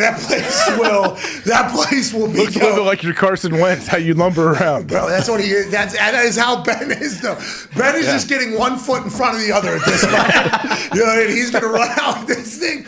Will we see Tier? I bet we. Sure. I bet you there will be. Not just if they intro. You think they'll intro him like that when they list his resume? No. That's a tough deal to come out and try to play a game after. Oh yeah. Well, when you get introduced last, it's kind of like without reading the entire. You know what I mean? Like without reading the entire. It's got to be weird for him. It's got to be really weird for him. I don't know. I wonder how he's feeling. Because he'll do I assume he'll do like the "I love you" thing as he's trotting out there or whatever. There'll probably be moments during the game. Once the game gets going cool, hopefully he starts fast and everything. And then there might be little lulls in. You think they'll show like little video packages throughout the game during TV timeouts? Oh, and he's going to try to not watch those? Because I remember when Edgerrin James was playing for the Cardinals, and he came back to play against the Colts, and Jim Irsay loves Edgerrin James. So I don't know if it was at the first quarter break or whatever it was, they had an entire montage of Edgerrin James being an absolute stud for the Colts. And I remember watching it, and Edge is like one of the coolest dudes of all time, so he did a whole thing, But I remember watching it I think that would make me a little emotional, like if I was, in the middle of this. But once again, I'm not somebody that matters on a football field. So I guess that it's, like if they ever did that for you, would that be something you'd get emotional, or you would just have to block it out, I guess, because at that moment you're just, I got to go run my face into somebody. It'd be hard for me to block it out, yeah. I don't think I could. Knowing Ben feels like he'd peak. Feels like he'd pretend to not watch, but he'd be peaking up there. He said it's going to be one of the most important games of his career, so I'll be excited. I'm excited to see if for Renegade, that's what I'm saying. They normally go all defensive highlights. I hope they go all Ben highlights for Renegade. Yeah, because the defensive highlights are like you got jacked up, basically. Pittsburgh, when they're not on TV, all those things that people are getting fined for are being run on the Jumbotron to get Pittsburgh going, while Brett Michaels is, doing Is Brett going to be there? For my life from the long home of the law. That's what Brett Michaels going to be. Ben Roethlisberger said he's inviting family and friends and old teammates. Brett Michaels is all three of those. Yeah. He's no teammate. That's right. I didn't think that's where that was going. Well, didn't he say he's going to have Brett Michaels induct him into the Hall of Fame when he goes in? And maybe. I mean, imagine He's going to sing him in. That's what I say. He comes sliding in, I'm still not ruling out Ben riding out of the tunnel on the Harley with Michaels on the back playing standing. guitar. Like, how those cops stand on top of motorcycles when they're doing the traffic stuff? Brett Michaels is going to be standing on the back of the Harley. All right, guys, let's not lose our legitimacy here, please. They should let Ben throw the ball every single play on offense. Ben will have Ben throw the ball. What are we even? This has been going around. Like, people have been saying on the internet, on Twitter, like they hope this is like Kobe's last game where Ben throws the ball 75 times. Yeah, how many shots did Kobe put up in his last game? A lot. 60-something. And how many points did he have? Or 60-something. Yeah, 60-something points. Those were awesome days when Kobe was doing his last lap, and it was just like, if he was in the mood to just be like, all right, literally, this team fucking stink, by the way. Don't look now. LeBron James has to hate all of his teammates. He's averaged like 30-some points in his last 5 games, and they've gone 2-6 or something, or 2-4 in that entire. LeBron James right now cannot be happy about what's going on in Los Angeles. And this is not a basketball show at all, but everybody's saying, look for the Lakers to get a little antsy around the trade deadline, because he's taking a lot of heat right now for stinking at basketball and piecing his team together and having everybody over to the house so we can get on the same page. Let's go to Vegas together. Everybody get on the same page. I guess they stink at basketball together for whatever reason. And he's playing his best ball yet, and he's not getting any type of credit. Are they healthy? Like, are these guys hurt or what? Russ was playing last night. I guess AD was also. What happened last night? I saw the little highlight I saw. I don't know what show it was. They said, LeBron went off, and they showed his stats. But they said Russell Westbrook was Russell in the fourth quarter, and they end up losing. What does that mean? I don't know. And then Russell came out, and I saw a clip. Once again, this is you and me not being great sports show hosts. But Russell came out and said, everybody expects me to have like 30, 15, and 15 every single night. Like, that is not That is not possible, basically, because he is such an absolute stud. But that was whenever he was on a team, right, where he was the guy. Yes, exactly. So now there's other people, and everybody wondered if they were going to be able to fit in. I don't know enough about basketball. Happy birthday, LeBron James. Happy birthday, LeBron. Thanks for everything, man, honestly. You know, your friends doing business, crushing it, doing your thing. There's been a lot of shit that you've done that a lot of people said this guy's the worst human on earth. But I think that's going to happen when you're LeBron James. You've been famous since you're 12 years old. Job well done, sir. Job well done. Thank you, Bron. Son. Do your thing. Thanks for everything. So let's get back to the Ben Roethlisberger conversation. Rest in peace, Kobe, obviously. But he's good. I assume he's going to be checking a lot of plays. I assume there's going to be a lot of him running over to people. Because we were told during the COVID year, on the defense side of the ball, that Roethlisberger with no crowd would actually jog over to his wide receivers, and the corners would have to act like they didn't hear him telling post to the. Yeah. He's like classic old school throwback football player. We'd love to see all of that. One last scramble where he's just like getting killed after his 5th hit on one play, falling and launching like a 50-yard ball somehow. It would be cool if he just played the hits on Monday night. He wears a boot to the presser afterwards. Maybe coming out of the tunnel, 2 boots. Oh. You know what I mean? And that quarterback, Ben Roethlisberger. And he starts like Forrest Gump coming out of the, and then he's just bopping around. This one with both boots on. Disrespect. A sling on this arm. Yep. Sling on this arm. Neck brace. Just a whole Ben Roethlisberger. And then Brett Michaels comes and unstraps all of that, and he runs out for the first series. Yeah. Both hands of love on each side. And then he takes the boots off.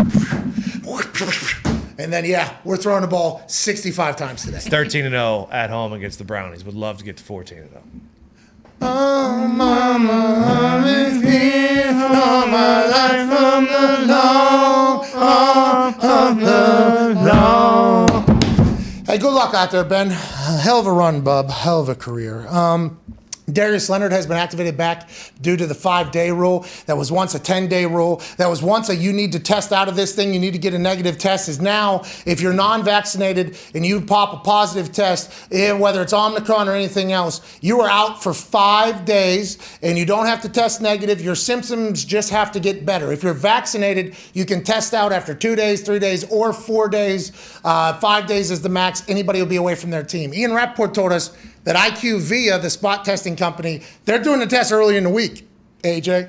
So if you start doing the math on when guys can come back. Yeah, we don't test past what, Tuesday? Bingo. Yeah, early in the week is how Ian described it. But once you start doing the math, it's like, oh, this is how the NFL and the NFLPA figured out a deal. How do guys not miss games? How do we keep it as safe as possible? How do we still test? How can the NFLPA still say, we care about health, we care about everybody's futures, we don't know what this virus is going to do to your body 10 years from now, we need to keep the testing, we need to keep it safe, we can't have them anything like that. And the NFL is like, well, how about we do this, we do this, we do this. Deal is made, both parties win, here we go. We got full lineups probably the rest of the way.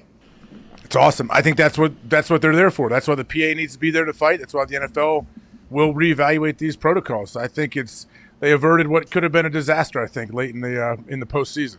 Darius Leonard coming back's a big deal. He got by the way, a lot of these guys and a lot of losses happen because teams are out there, but everybody's feeling as if everybody's going to have to go through this. Probably the Dallas Cowboys have not had the big homie Omicron come through their village yet. Something to think about going forward. Do we know what players have had it though on the Cowboys? I'm sure you could look that up.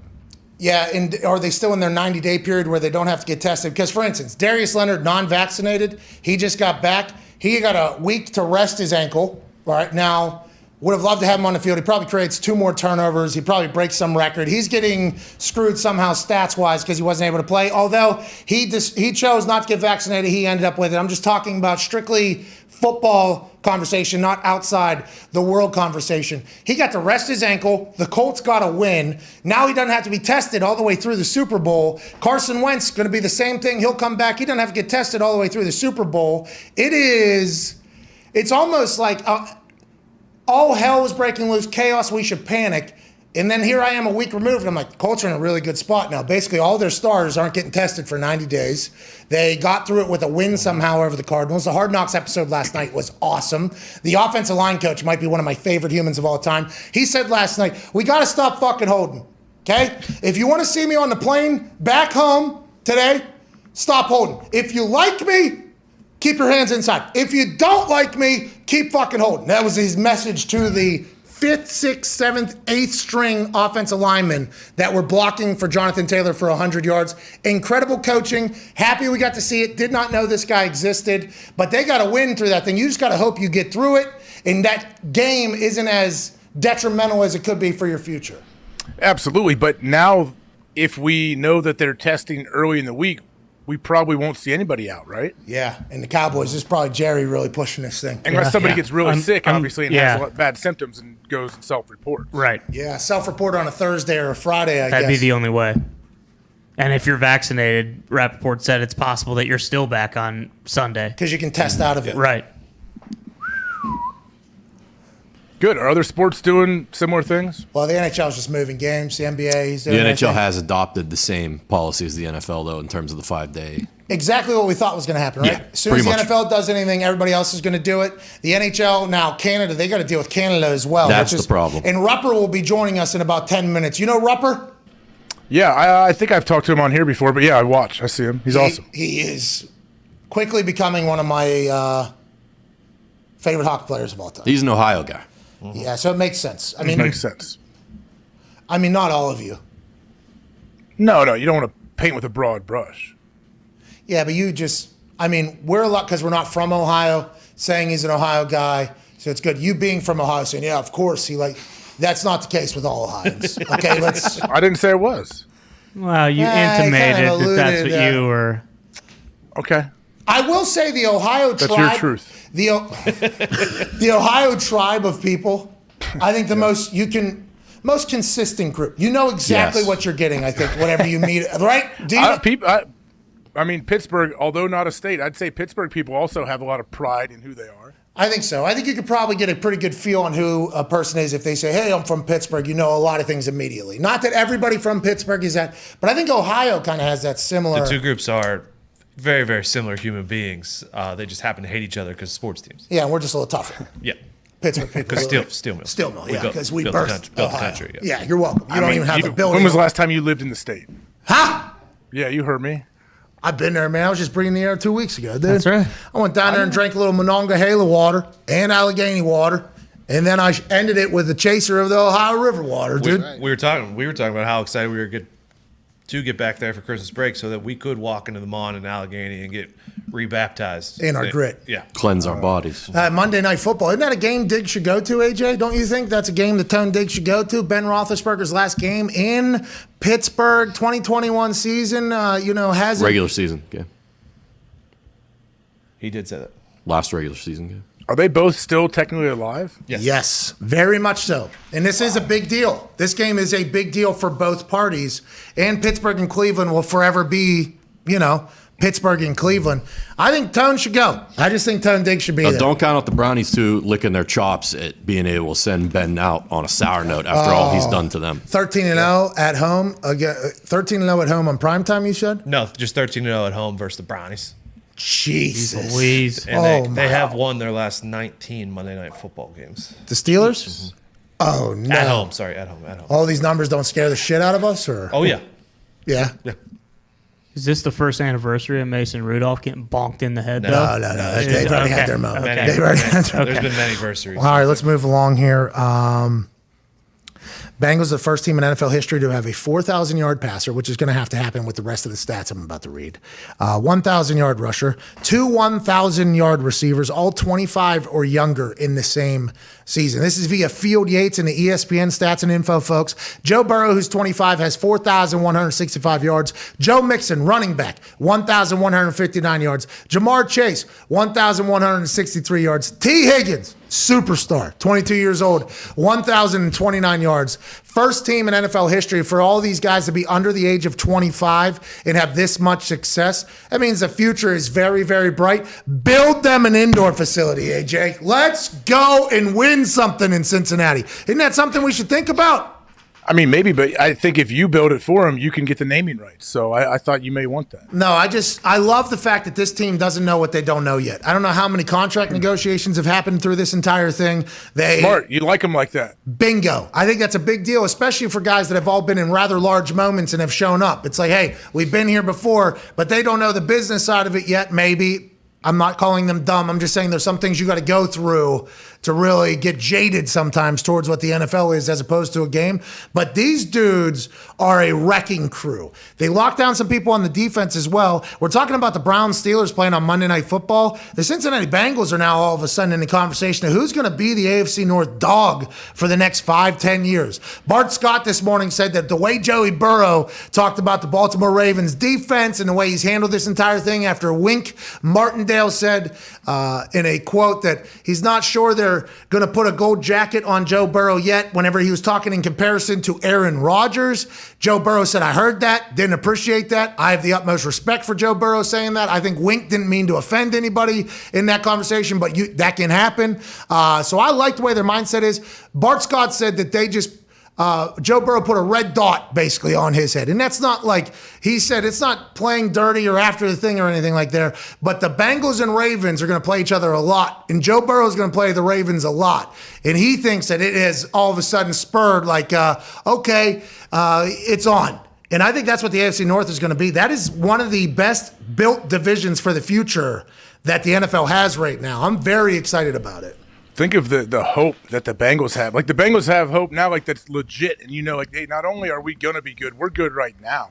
Now, who knows how good that's – I mean, they potentially could be unbelievable. The Browns, it's kind of the same hope we had, 2 seasons ago heading into the year with Baker and, like, what they were doing. People thought the Browns were going to win the Super Bowl, didn't they? Yes, the Browns were in a conversation this year for the Super Bowl. They get their first playoff win last year. Baker tears his labrum and broken humerus. All right? Yeah. And broken humerus. They lose Odell Beckham Jr. But as we look at that thing, let's go over to the AFC South there. The AFC South, the Titans are 10-5 right now. Were they the ones that had 57 different players play for them? Yeah. The Titans, 57 different players playing for them. They're still winning games that it makes no sense for them to win in the NFL. Now, the Colts just beat the Cardinals with no players. Okay, and the Cardinals lost to the Packers with no players. I mean, so what's going on with the Cardinals? I mean, that is a whole nother conversation. That's a team. I can't believe the Cardinals have 10 wins. That's what's crazy to me. It feels like forever ago. That's what I'm saying. And I fucking love that team. I love the city. I love the way they're built. I assume their fans are saying the same thing. We could be electrifying.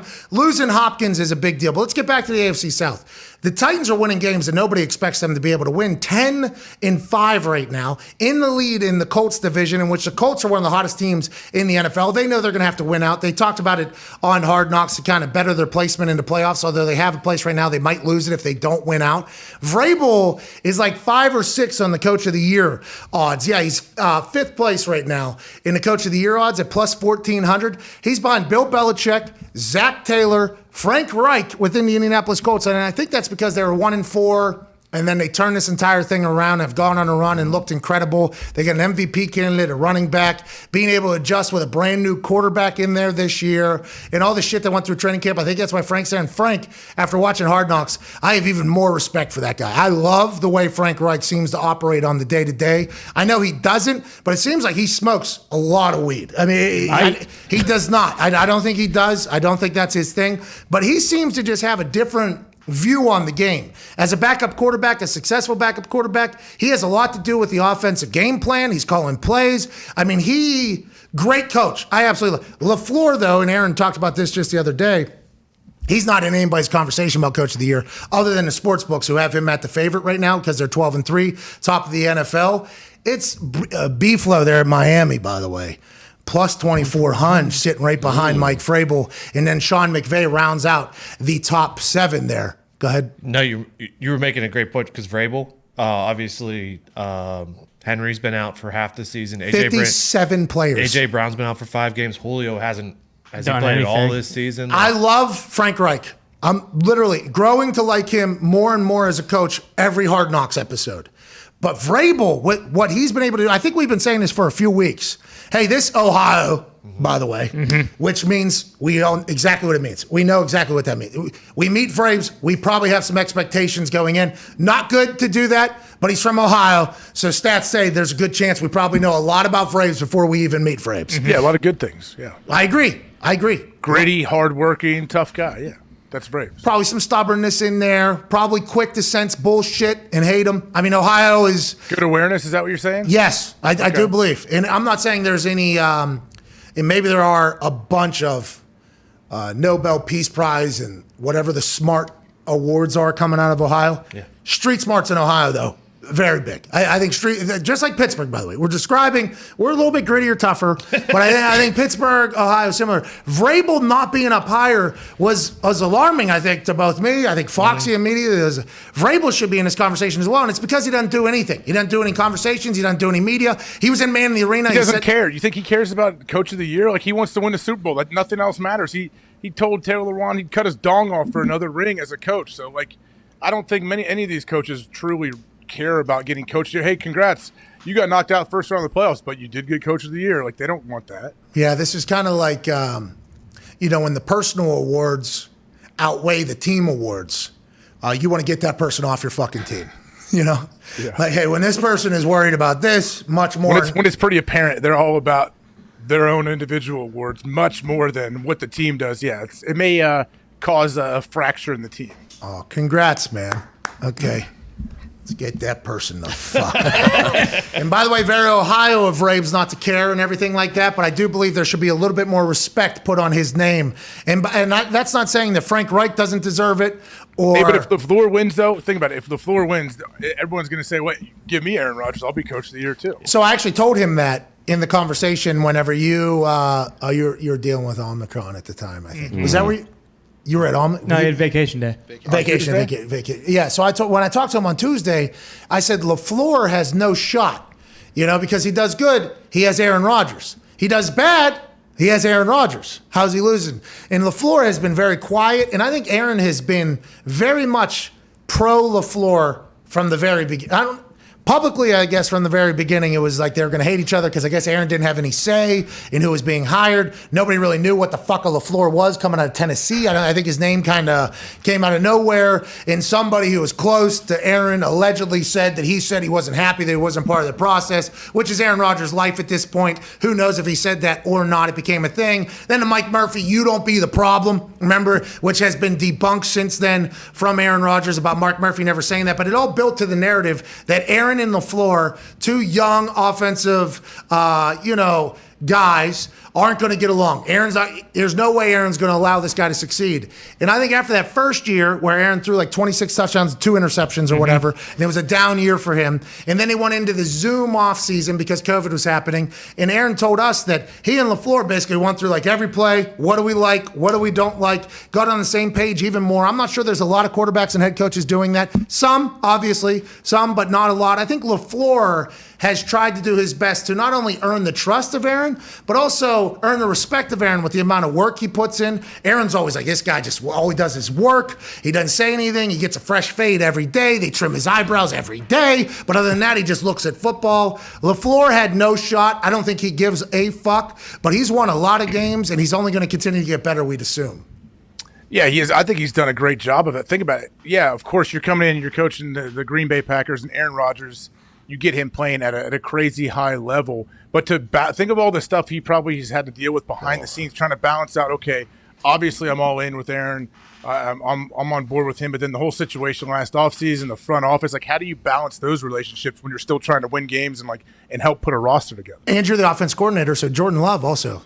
Yeah, exactly. How do you manage everything involved? Yeah, there's a lot going on there that we don't see. Yeah, because every press conference while Aaron and Green Bay were at odds this offseason, and every time LaFleur spoke, he couldn't bury Jordan, but he also had to, let Aaron know publicly, like, Want your back. And let the team know, hey, we have Aaron's back here. We would like Aaron. It's just very fine balance, not easy to do. LaFleur has done a fantastic job, and nobody really talks about him ever. I'm happy that Aaron gave him a shout-out. The sports books feel the same. But Vrabes, I think, has a case to be pissed off, just like Titans fans have a chance to be pissed off at Dan Zeus for his power rankings. All these coaches make the NFL much better. Belichick should be up for GM and Coach of the Year. I don't know why that doesn't happen. Has he ever won Executive of the Year?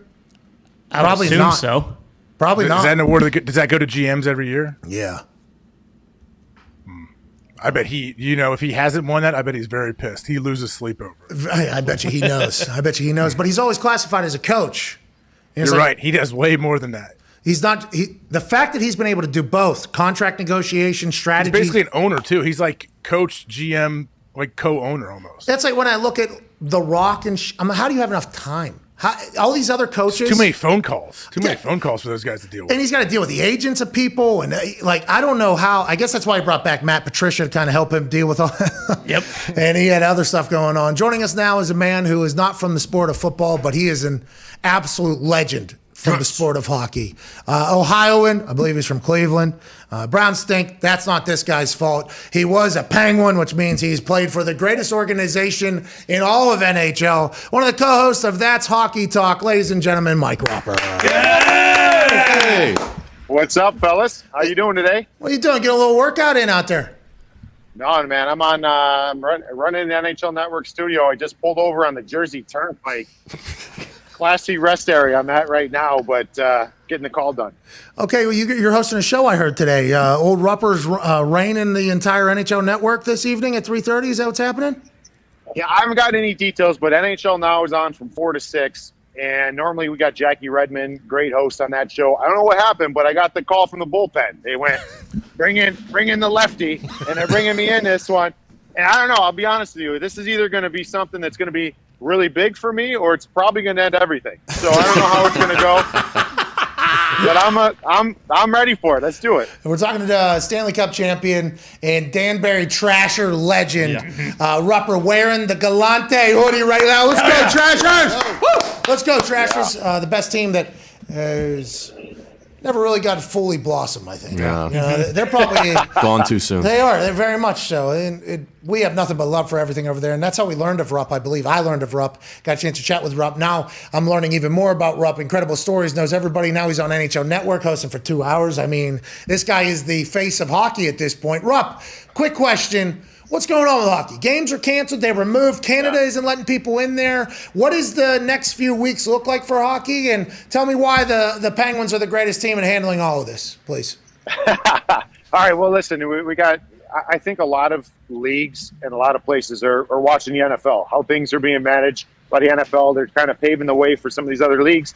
The NHL is a little bit of a different animal, though, because we've got 7 teams in Canada. And Canada's got some pretty restrictive COVID situations and protocols in place. So it makes it where, all right, we don't want to lose the gate. These Canadian teams don't want to lose the gate. The one thing that we got to remember in all this pandemic, the players in the NHL owe the owners $1 billion that's going to be paid via escrow over the next number of years. So we don't want these games to be played in front of no fans. So they're kind of delaying these games, see if they can kick the can down the road a little bit. So in places like Montreal or Toronto or Ottawa or whatever the place is in Canada, where they could be played in front of fans. So right now they just adopted and had some talks, and obviously the CDC, we all know, has been taking down the 10-day kind of waiting period down to 5. So the NHL is now instituting that. So it's just kind of, right now we're kind of trying to plow through. Games started up the last couple nights, and keeping your fingers crossed to keep this thing moving. Rupper, who are some of a handful of the best teams in the NHL right now? I can't get a straight answer. Pat continues to always say the Penguins are going to win. I was about to say Penguins. I never really know what's going on there. Well, let me give you the tiers. I'm a big tier guy. I like to put this is tier 1 and blah blah blah after that. Yes. Tier 1 in the NHL for me is Tampa Bay Lightning. Back-to-back Stanley Cup champs. I wouldn't be shocked if they win it again. Plug your ears there, Pat. So them probably. They're the top tier. They're cheating with the salary cap. They're cheating down there. That's a fair conversation to have. But anyways, we got the Florida Panthers. I would put up there. The Colorado Avalanche are going to be in that mix as well, although they're not in that place in the standings right now. They're just the dangerous teams. That next tier, you got the Washington Capitals. I love the St. Louis Blues, the Vegas Golden Knights, and I would probably put the Pittsburgh Penguins in here. I mean, this is a team that no one's really paying attention to, and they've been doing a heck of a job navigating through all these injuries. Evgeny Malkin is back. Not back. He's back on the ice. He's back moving and going, and he says his knee feels 200% stronger. I don't know what that means. That sounds fucking amazing, though, right? If I felt 200% better, I'd be playing right now too. So it's they're going to get Malkin back. So don't sleep on the Penguins. But it's kind of wide open, to be honest with you. I still think Tampa going into the Christmas break, they won 2 cups in a row. They were without 2 of their top players for the first half of the season for the most part, and they're still in first place in all the NHL. They're getting those guys back. I still think it's their cup to lose, and look out for the Lightning. When does this start to matter? When's a good time to get hot? When's a good time to get hot, you think? Is it after the new year here? Is it like a month from now? When do you think the teams need to get hot if they really want to go on a run? And when will we learn which teams probably aren't going to be in any of the tiers you're speaking of? Right now you can start. I mean, when you're talking points in the NHL, like 6 points is a lot, 8 points is a lot, and it's hard to overcome those. You can still do it now because it's January, but you're going to be starting to run out of time for teams that are really far back there. But as far as hitting your stride at the right time, that's going to come in, anywhere from the last probably 15, 20 games left. You see teams start to get on a run. Like, that's where the magic happens. We've seen teams in all sports who get wild card positioning, they get in the playoffs and they go on an absolute tear and they run through. It's because they're playing well at the same time. I was with the New York Rangers the one year we were up for the President's Trophy for the league's best record.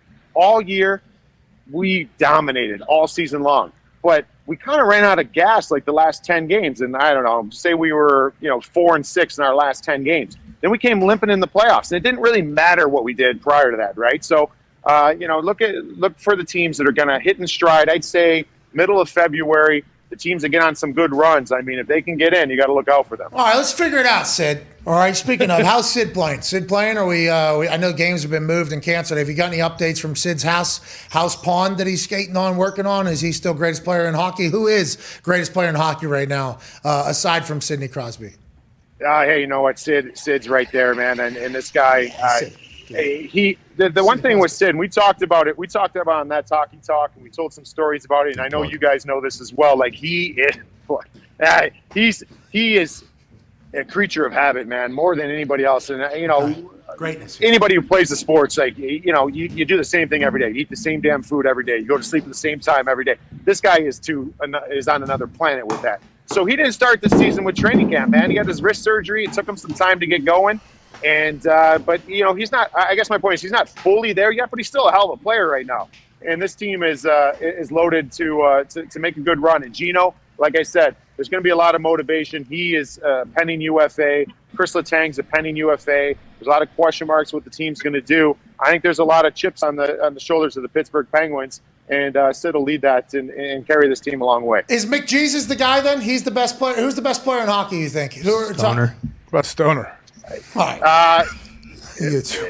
Connor's the best. Connor's the best offensive player in the league, and I hate always giving it like that, kind of giving it the best offensive. What does that mean, Rupper? Like, what do you mean? You're not good all around. Like, what I'm saying is, like, when you're talking about putting the puck in the net, which is kind of the name of the game, he's the best. He's the best. I don't think it's even close, to be honest with you. His teammate Leon Draisaitl is probably the closest. But after that, as far as complete hockey players, you got guys who are up for the MVP that don't get enough love. I think Mark Stone is one of those. He's a guy. He's won the Selke for the league's best defensive player. He can put up points. He drives offense from the wing, which is really difficult to do.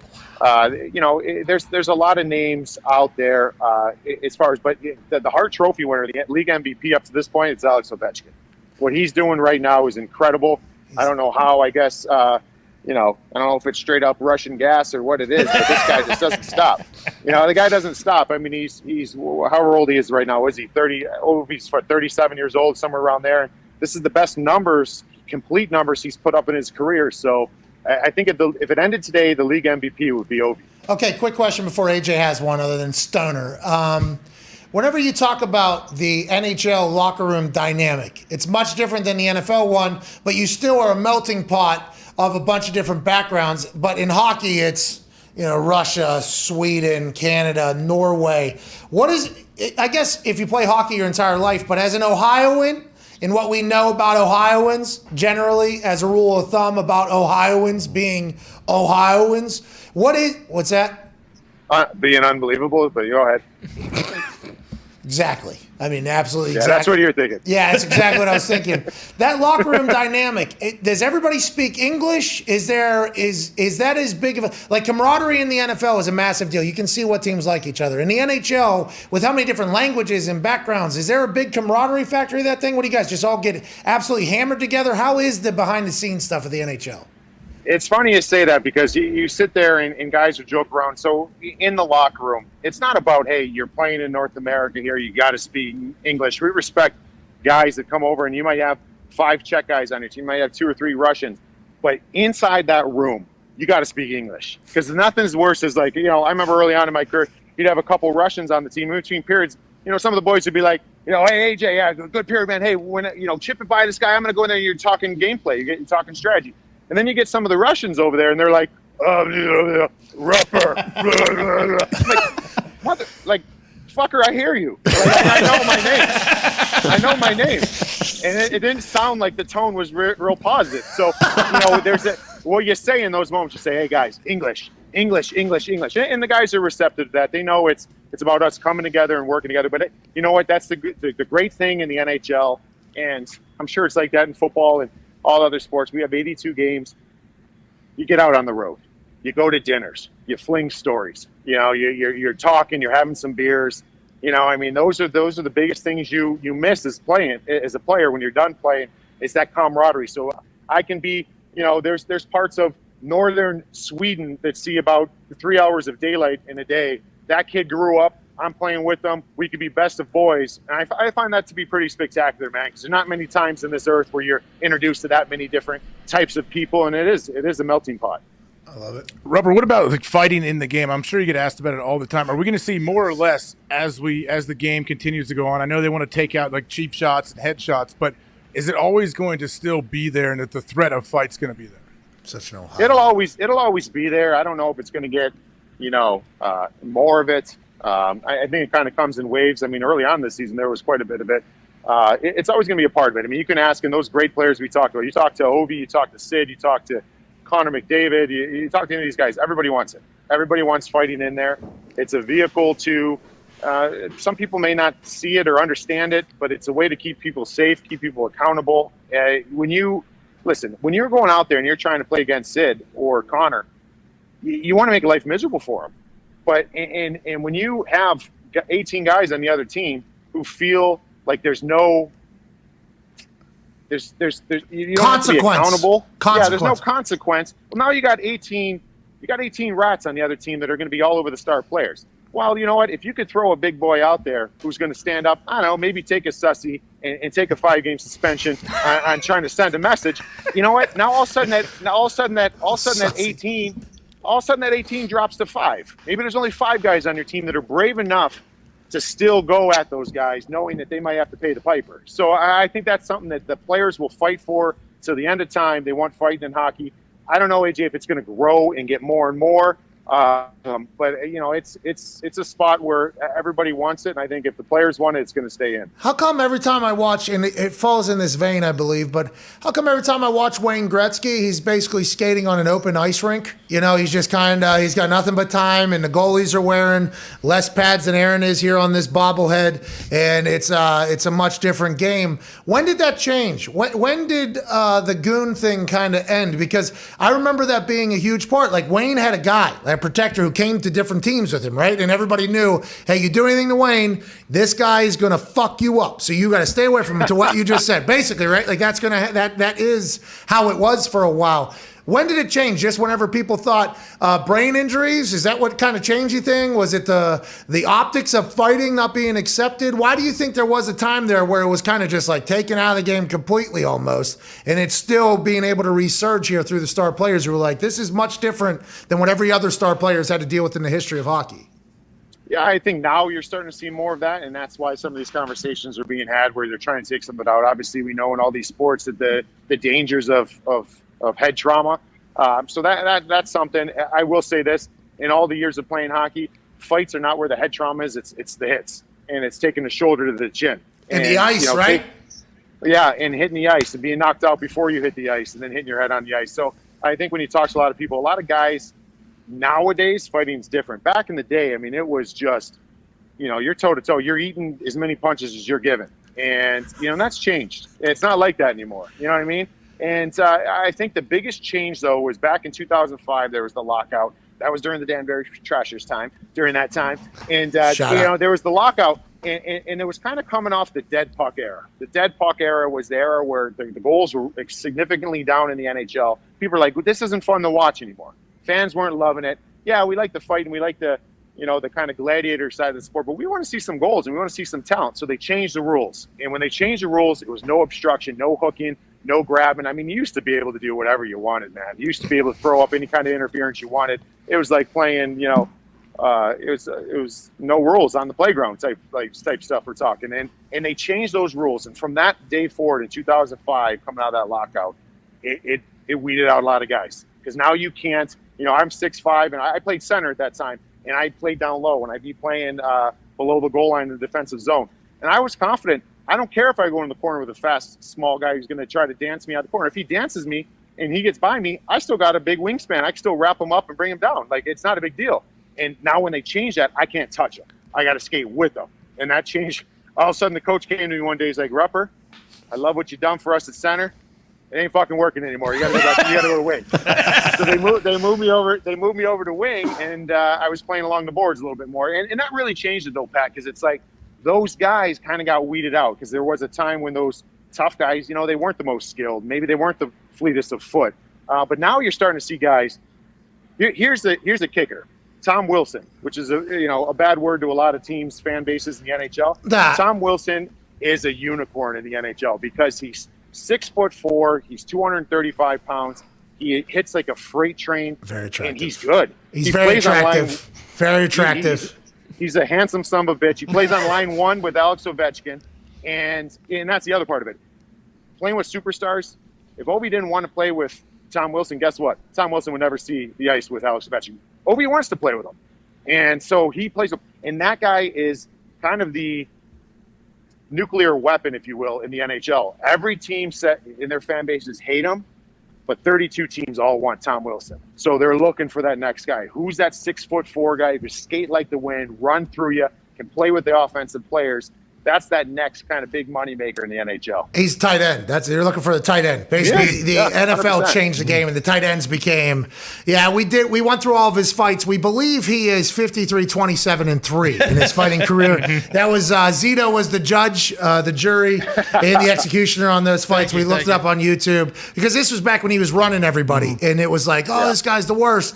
And then the Rangers. I think the Rangers were the team that they had to answer the bell basically the next day, and they're playing against the Caps because some guy got taken out and everybody's like, hey, the Rangers are going to fight tonight. They got to stick up for their guy. And I think we might have talked to you or somebody else. It was like the Capitals, they're okay if the Rangers are going to come fight. Like they are built to fight everybody. And that was the day where I had the immense amount of respect for both the Rangers, hockey, and the Capitals. The Rangers were the babyface, the good guys here. They're going to fight and stick up for the good of their teammate. And they knew as they were going on the ice, they were going to get their fucking asses beat by the same people that beat the fuck out of their teammate the night before, and they had to do it. And the Capitals, I feel like, relished in it, right? There was 7 people in the box.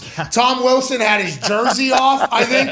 He was flexing. He was doing all that. Yeah, it was like, the Capitals are such a great, heel team. Chara wanted to fight people. He was on the Caps at the time. He was looking for it, too. He said, come on, let's go. Yeah, you had a fight with Chara, didn't you? I mean, you had to fight that guy, 6'9" or 7 foot tall, a guy who just throws hands and bombs on the ice? Yeah, man. I watched a fight this year with Chara, and, he's 43 years old, I think, and, he's slowed down. The Islanders are struggling this year. Who did he fight? Nick, you remember who did he fight this year? Oh, he fought that Trenton.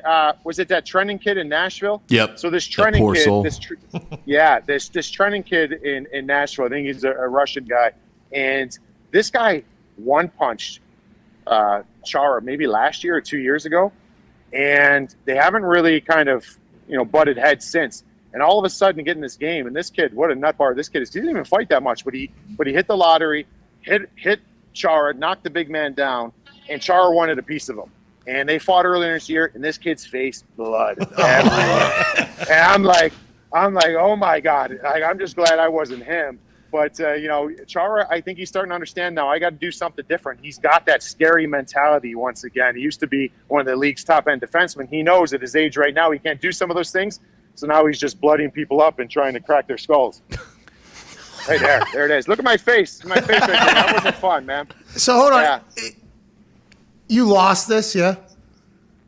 Oh yeah. I lost it before we even dropped the gloves. I just remember I was lining up with one tough guy already, and Sean Thornton, and we had a few bouts, and he just goes to me, he leans in, gets real close to me, and we're shoulder to shoulder on the face off, and he goes, "Hey Rupper, I think the big man wants you back there." And I kind of like lean back and I look around him, and Char's looking at me, he's like, "Come on, let's go, come on." And so as soon as I drop the gloves and you're skating in those 20 feet to go engage with this guy, I was like, what the fuck was I thinking? What am I doing? So, I got, we talk about years later. I was actually playing in Minnesota my last year, and I had knee surgery. I was out. And my son, Mason, who he's 17 now, but at the time he was, Mason was probably 10 or 11. And Char was his favorite player.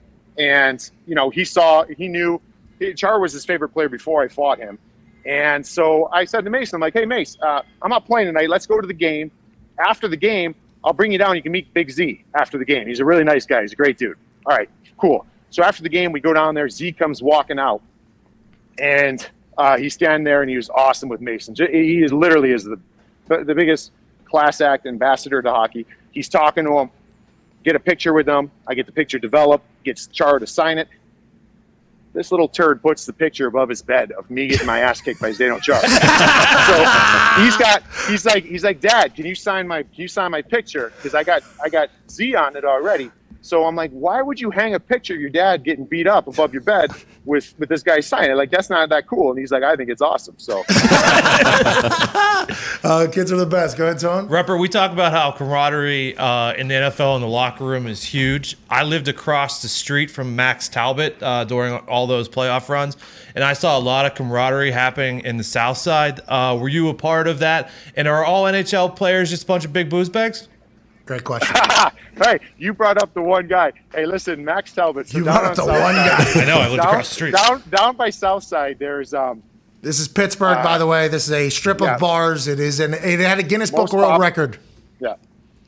What is it? It's the most bars in per capita. Per square. Per capita, yeah. Whatever it is. That's a lot of boozing. A lot of boozing. A lot of Yinzers, a lot of boozing. So Talbot has the boys over one night, and I haven't gone down to his place yet. He had a great spot right on the south side. So the place we would always go is Mario's. It was right down there, and we would go into Mario's and we're having beers. And Talbot was like, it was the end of the night. He's like, "Hey, let's go we'll bring it back to my apartment here." I'm like, "All right, cool." We walk out. So I'm going to do it right now. We walk out, Mario's right here. Walk out the back door. We turn. We walk. We turn right here. It's his front door. Where are we right now? His door to this great pad was literally 15 steps from Mario's. I'm like, "Talbot, man, I mean, this gotta be fun, but you might need to change some things if you want to see the outside." And Max is one of the best, man. He's an absolute gamer, a Pittsburgh legend, good friend now, and man, life down there with Talbot.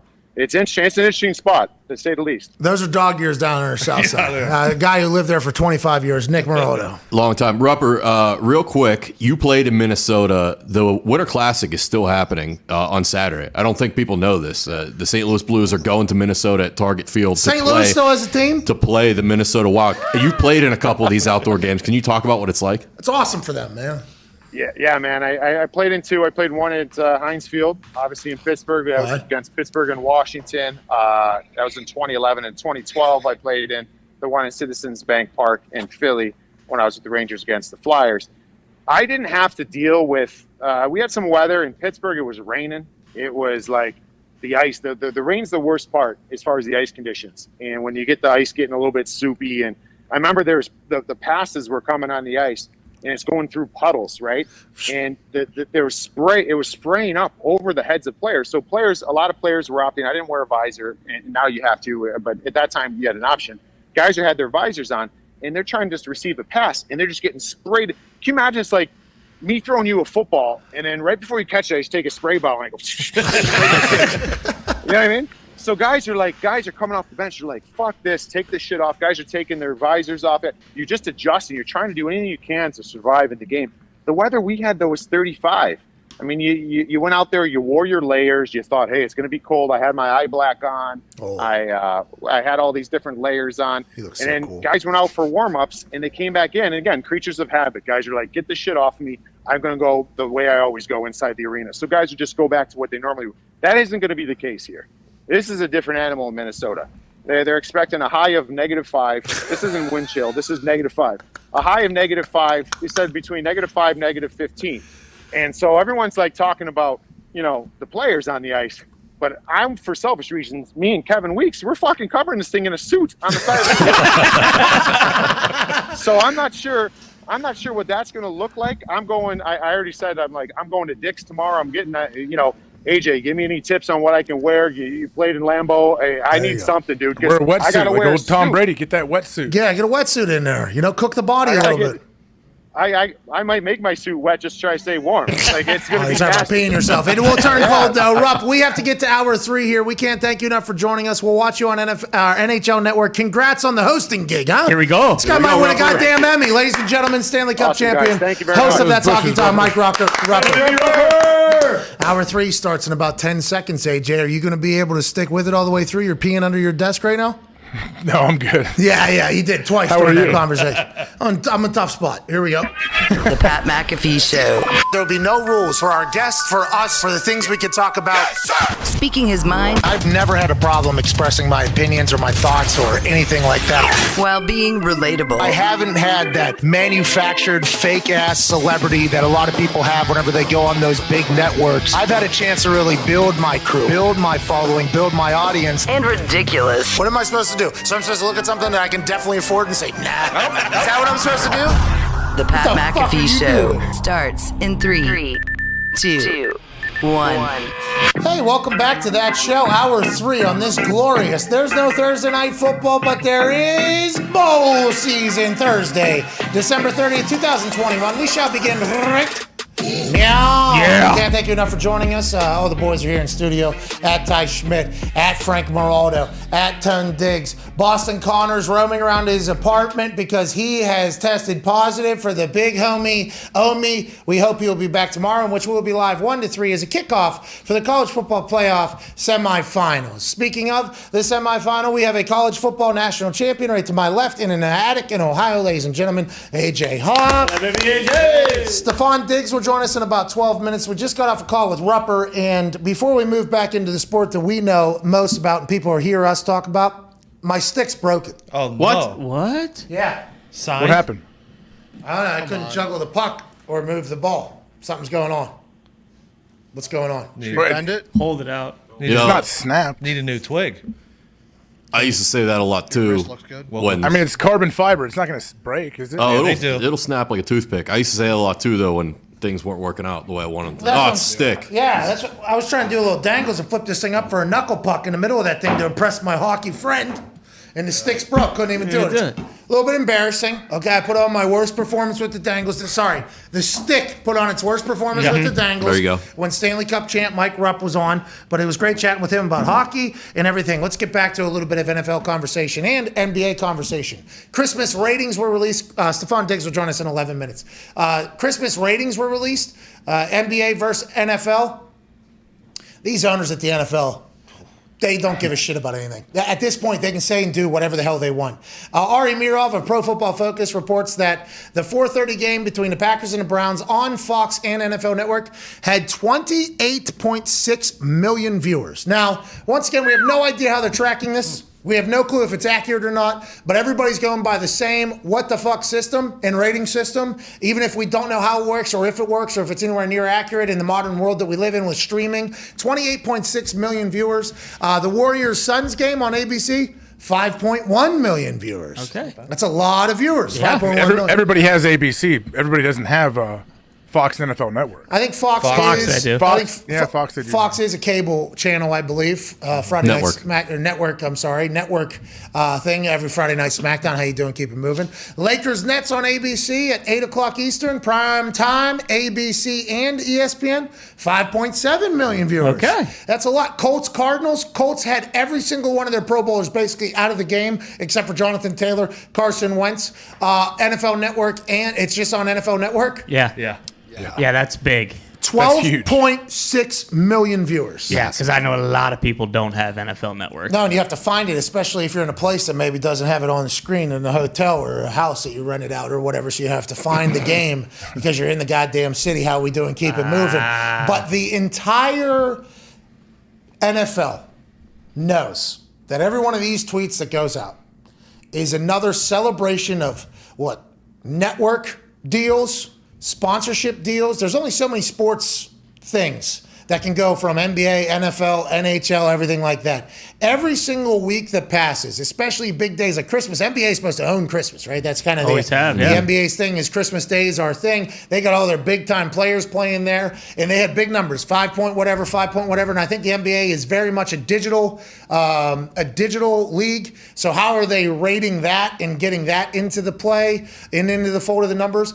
But 28.6 and then 12.6 just on NFL Network. The NFL's king, and allegedly right now they're seeking $1 billion for the sportsbook sponsorship of the Sunday Ticket or whatever. That's kind of coming out right now. So he just negotiated a $110 billion deal with, I think they all have opt-outs for the NFL if they want to move on. Amazon has gotten involved. Let's assume Apple's going to get involved. Netflix might get involved. Who knows what other platforms might get involved with this who have so much money in sports gambling that had a $1.01 billion handle just in Nevada in 1 month. Last month, let alone everywhere else. The NFL is in the proper position to make all of the money, and they know it with every decision they make, AJ. Yeah, I mean, it's unbelievable. All these, like, people that are marketing and advertising, like, all they care about is what can bring people to watch stuff live. And the only thing is live sports, I guess. That's all there is left, right? Just depends on what sport you want. We know, especially in America, the NFL is absolute king. But is there anything... Like, for me, at least, looking from the outside, I'm like, all right, yeah, the NFL is rolling. There's nothing they could do to change this. It's only going to grow. Like, could you see a time where this isn't the case, where it's actually viewership goes down? Great question, and that's good sports talk there, and I appreciate you doing that. That was very good hosting there, getting into that conversation, because the calls for the demise of the NFL were loud. What, 5-10 years ago? Yeah. Five. A couple years ago, people were saying they're not going to watch. They're dead. CTE, the game, the players. It was divided. The politics were divided. I mean, it was the NFL in every fashion was kind of getting attacked. Kids aren't going to play anymore. All right, kids aren't going to play this game anymore. The people who thought politics shouldn't be involved, they're not watching anymore. They won't let their kids play because you turned your back on us. Oh, the super scientists, the people that care about people more than anybody else because that's their degree and that's their nature. They don't like that this sport is fueled by violence and injuries and future dilemma. The NFL has, and that's what happens when you're at the top. All right, when you're at the top, you're going to get attacked by all. But I did feel as if there was a time where NFL was getting attacked by everybody, and you had to naturally think to yourself, how is the NFL going to be able to withstand? And then you remember, the people that are going to make it into the NFL and play football, when they're kids, they're going to be allowed to play football. Okay, and there might be some communities that don't, hey, our kids aren't playing football. It's like, cool, your kids are never fucking going to be in the NFL anyways. So it doesn't really matter. The game will continue on forever. And I think that's what the NFL owners knew at the time. That's what the NFL owners certainly know now. And with all the different platforms and with all the content and all the superstars around the league and with how much better it seems like the game's getting, even whenever there's 15 people out of the game, you're still getting 12 million people on NFL Network to go watch that thing. Mark Cuban predicted. Remember, Mark Cuban, who I have a lot of respect for, Pittsburgh guy, self-made billionaire multiple times over again, seems to be very relatable, loves the Mavericks, owns the Mavericks, loves the NBA. he predicted, that the NFL is on a downfall and the NBA is going to go. That was a real thing there for a bit. And I actually thought to myself, if Mark Cuban's saying, I got a little respect. Now, he does have self-interest in the fact that he's an NBA guy. Saying this about the NFL is interesting. But he's somebody that his opinion I respect. Here we are years later, and it doesn't seem to be slowing down at all. The NFL is only gaining steam, it feels like. They're changing the rules of the game, so now they're healthier. They're getting out of the COVID stuff. I mean, it is only going to continue to rise, I think, especially over the next 10 years, which is where all this new money is coming from with tech and sports gambling. Yeah, the reports of the NFL's demise were greatly exaggerated, okay? The war in football is over, my friends. We are on our way to Jupiter, okay? We're the North. Yeah. And the war on football. Yeah. That's right. Undefeated. Yeah. Is that a Game of Thrones reference? No, dude. No, that was American history. North of War. Mason-Dixon, which is... Oh, I thought you said, what is it, the North will rise again? I didn't watch The Game of North Thrones, remembers. sorry. No, that certainly isn't it. Well, I don't North know is if anybody coming. says the North will rise again because the North is still... North never fell. Yeah, the North won. Okay? Yeah, I don't know. It's up to What do you mean the you don't owners know? not The to North mess this definitely thing won. up. What are That's we all. even talking What about? are you doing? What are you even talking about? Okay? Do you not teach this in history in Ohio, dude? Is this... No, I thought you were talking. I thought you were making a Game of Thrones reference there. Not me, you know that. I'm not. What if I think winter's coming? Maybe is The North, That's the North right, that's what I'm remembers. Yeah, the North remembers. Is from Game of Thrones. There we go. Close. But again, totally different. Fantasy land here. Yeah, we're not talking about real life football, dude. But yeah, football won, and I think it's because the game is filled with so much. And I think people who don't like the game at the beginning, I saw this in Man in the Arena. Giselle, basically, her first game. What are we doing here? What is the stopping because she's from Brazil. She loves soccer. And then as you watch the game, it's like, oh, there's like a lot of strategy involved here. There's massive collisions happening here. It feels to go at a good pace that you can kind of socialize while watching the game. It's fucking awesome. I'm very lucky to have played in it. Very lucky to cover it now. And big shout out to all the people that are going on field every single Sunday, Monday, Thursday, Tuesday, Wednesday afternoon, if need be, and laying their life on the line for our entertainment. You talk about celebrating the game, and it should be a celebration, and that kind of lends itself to the exclusivity that the NFL has that the other leagues don't have. The NFL, if you're a fan of one team, you're getting one game a week, and it's like a holiday when that day comes. The NHL, which I'm a fan of, playing 3-4 times a week. MLB, they're playing every day. NBA, they're playing every other day. So it's kind of like you oversaturate yourself almost. With the NFL, with the short season that they have, it's like a holiday. It's awesome. Short season in comparison to the other sports, Exactly. for sure. But the other sports say, we got to have all these games or we're not going to make any money. And the NFL is like, we'll just have 17 of them, actually, and we'll fill out these stadiums every single time. And we'll let Amazon or Apple or anybody that has just an immense amount of cash come in and make up for the other 100 games that you guys are playing that we don't have to do and potentially bore our entire fan base to fucking death. And we got a little taste of it like this past, weekend or whatever. I think the only way it doesn't just continue to grow is if the quarterback play absolutely fucking stinks. And then we don't know about, there could be a guy coming out of this next class, but you have a couple years of like college where it's like, hey, these guys can't play quarterback in the NFL because that drastically changes how you watch a game when you got, no disrespect to him, but like when Ian Book is playing, it's like, hey, this guy's not supposed to play quarterback in the Ian NFL. Book, superstar at Notre Dame. We get it. Primetime television, NBC. In the men's league, though, you can get exposed. And who knows what Ian Book will be, but you're right. In an important game, primetime game, Ian Book being there, not great for the NFL, but I don't think it matters. I think people are going to watch regardless. I think the NFL has built up a brand and a fan loyalty that every company is looking for. 28.6 million people watch that immunized, misleading son of a bitch play football on Christmas. That's awesome. Which then They made it year round though too. That's the thing. Combine. They show people's pro days. I watch Mac Jones's pro day. Like both of them.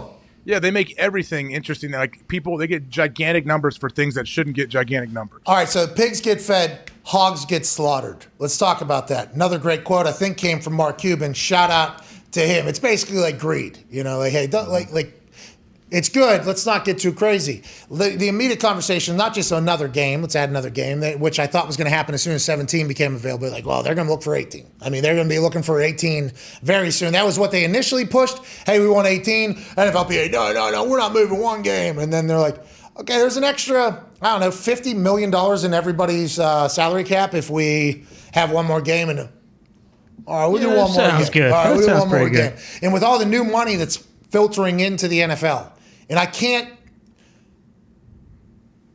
put enough emphasis on that. The amount of money that is floating into sports right now with the legalization of sports gambling. I mean, we have gotten a chance to experience it, obviously, and we are not the NFL. Mm-hmm. With tech, with the amount of money that these tech and platforms and digital have, that they're just sitting on. People are just sitting on this money. We wondered what the fuck Apple was doing with all their money. They could have bought like every league, I guess, 2 times over if they wanted to. They put 8K cameras in everybody's phone. It's like there's only 5 or 6 a year ago around the entire network televisions. Like, look at this camera. Remember, there's only 4 of these cameras, and they're spending on this fat drunk jabron in the crowd.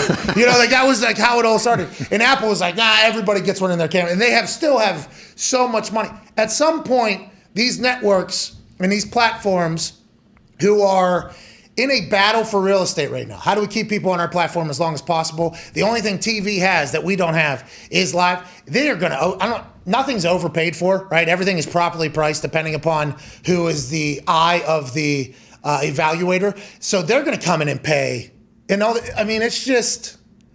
Well, it's already started. Isn't Amazon only on Thursday nights next year? Yeah, but then they're also allegedly already looking into Sunday Ticket and getting That's more. what I'm saying. Like they're going to make a play. Like they're trying to change the way we watch football or where we watch it or how we watch it. And you would wonder if Amazon gets in there, you would think maybe Google want to get in there because YouTube, Twitch against each other. And you would also then automatically assume Netflix, that has done a job of spending so much money to acquire different content to keep people on their platform. Why would they not want to potentially get into the live sports thing? They have everything's already built in. They have the app already there. They have the money. Why wouldn't they just potentially want to dabble in there? You go to Paramount Plus. They already have a deal with NFL Films in the NFL. Maybe they'll try to get into goddamn CBS. They said HBO is going to be very active trying to get Sunday Ticket. Like so much money. The NFL is sitting there. So they go in that one per club meeting, and Mark Davis has his backpack on as a starter jacket. Yep. You guys fucked my team over. That's you guys with the 650,000 emails. We only saw 5 of them. It's my fucking coach that I paid $100 million to, and now everything's going in there. And they're like, Mark, shut the fuck up. All right, shut the fuck up. We're about to make $700 billion, Mark. Okay, sorry about John. Okay. Mm-hmm. Do you want the other 649,090 emails to be let out to stop this money cash wagon we are on, Mark? Take your backpack off, get a new haircut, and let's understand that we are in the precipice of the most amount of money in history. And Mark said, you guys are fucking rude, and walked outside with this backpack on, sat down, and they said, you want anything to change? Yeah, it does need to change. And he walked out of there. He was so pissed. I'm going to dinner. I'll get you guys later, guys. Whatever. Like, it's just, I couldn't even fathom sitting on, like, how they have to feel. They have to feel untouchable almost at this, and they Absolutely. They are. They have all the leverage. Like everyone is going to be coming to them trying to get a piece of what they have. So I think they know, hey, let's just not mess this thing up. These teams are going to be so expensive. There's never going to be able to be anybody new that's going to be able to come in. No. It's going to become unless it's a guy like Bezos or Amazon. Bill Gates. The more and more I read about what Amazon's, jeez. I'm talking guys that have enough money. Mm-hmm. I mean, it seems like you only talk about one guy with a lot of money whenever he has the opportunity to talk about it. And that's, okay, Pitbull, he's got a lot of money. Is he going to buy the Dolphins? Oh, he should. Isn't he already? The Dolphins? Oh, my. Let's do it. That's a great idea. That's a great idea. He comes out with a suit. You know what I mean? Has his Bud Light. The whole thing. Just making bangers. It's 305. What's that one song he made that... He's a performer, man. He's awesome. Mr. International? No. It's an all-timer. He's done like 30 collabs with big-time artists. Fireball. He did the World Cup song too, didn't he? I mean, Pitbull, he might have too much money to be in the NFL. Yeah, you're right. He might be starting for the next league, but like the Broncos being up and Peyton wants to get in, I don't know how many more team sales you're going to see unless somebody comes in with all the money, like a Bezos comes in. The way Tepper had to come in, basically. He's the richest owner in the NFL. He had to buy the Panthers, I assume overpriced, had to get in there. That's just how it's going to have to be from here on out with the cash cow that they're staring down. Stephon Diggs supposed to join us here.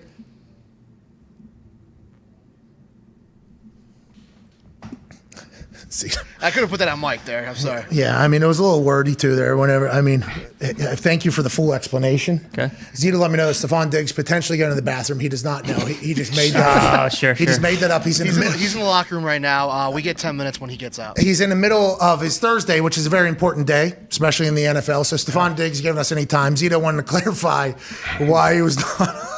Might be pooping. That's what Zito said. That's what The only time they might be pooping. This is the time he actually. Zito says that about everybody that's like, I might be pooping in my ear. By the way, while I'm speaking, I have Zito saying, "Not on yet, might be pooping." That's like his go-to. That's just for him. That's for him and me, I think. Yeah.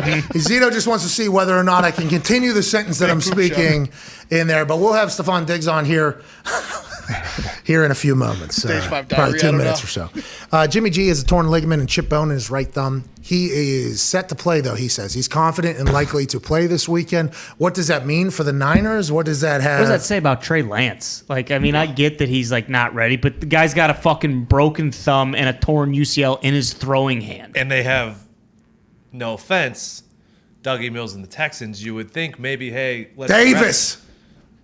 Davy Mills and the Texans, you would think, hey, maybe let's rest Jimmy for this week for the playoff run. Maybe he heals up. We could get a win with Trey, but I don't know.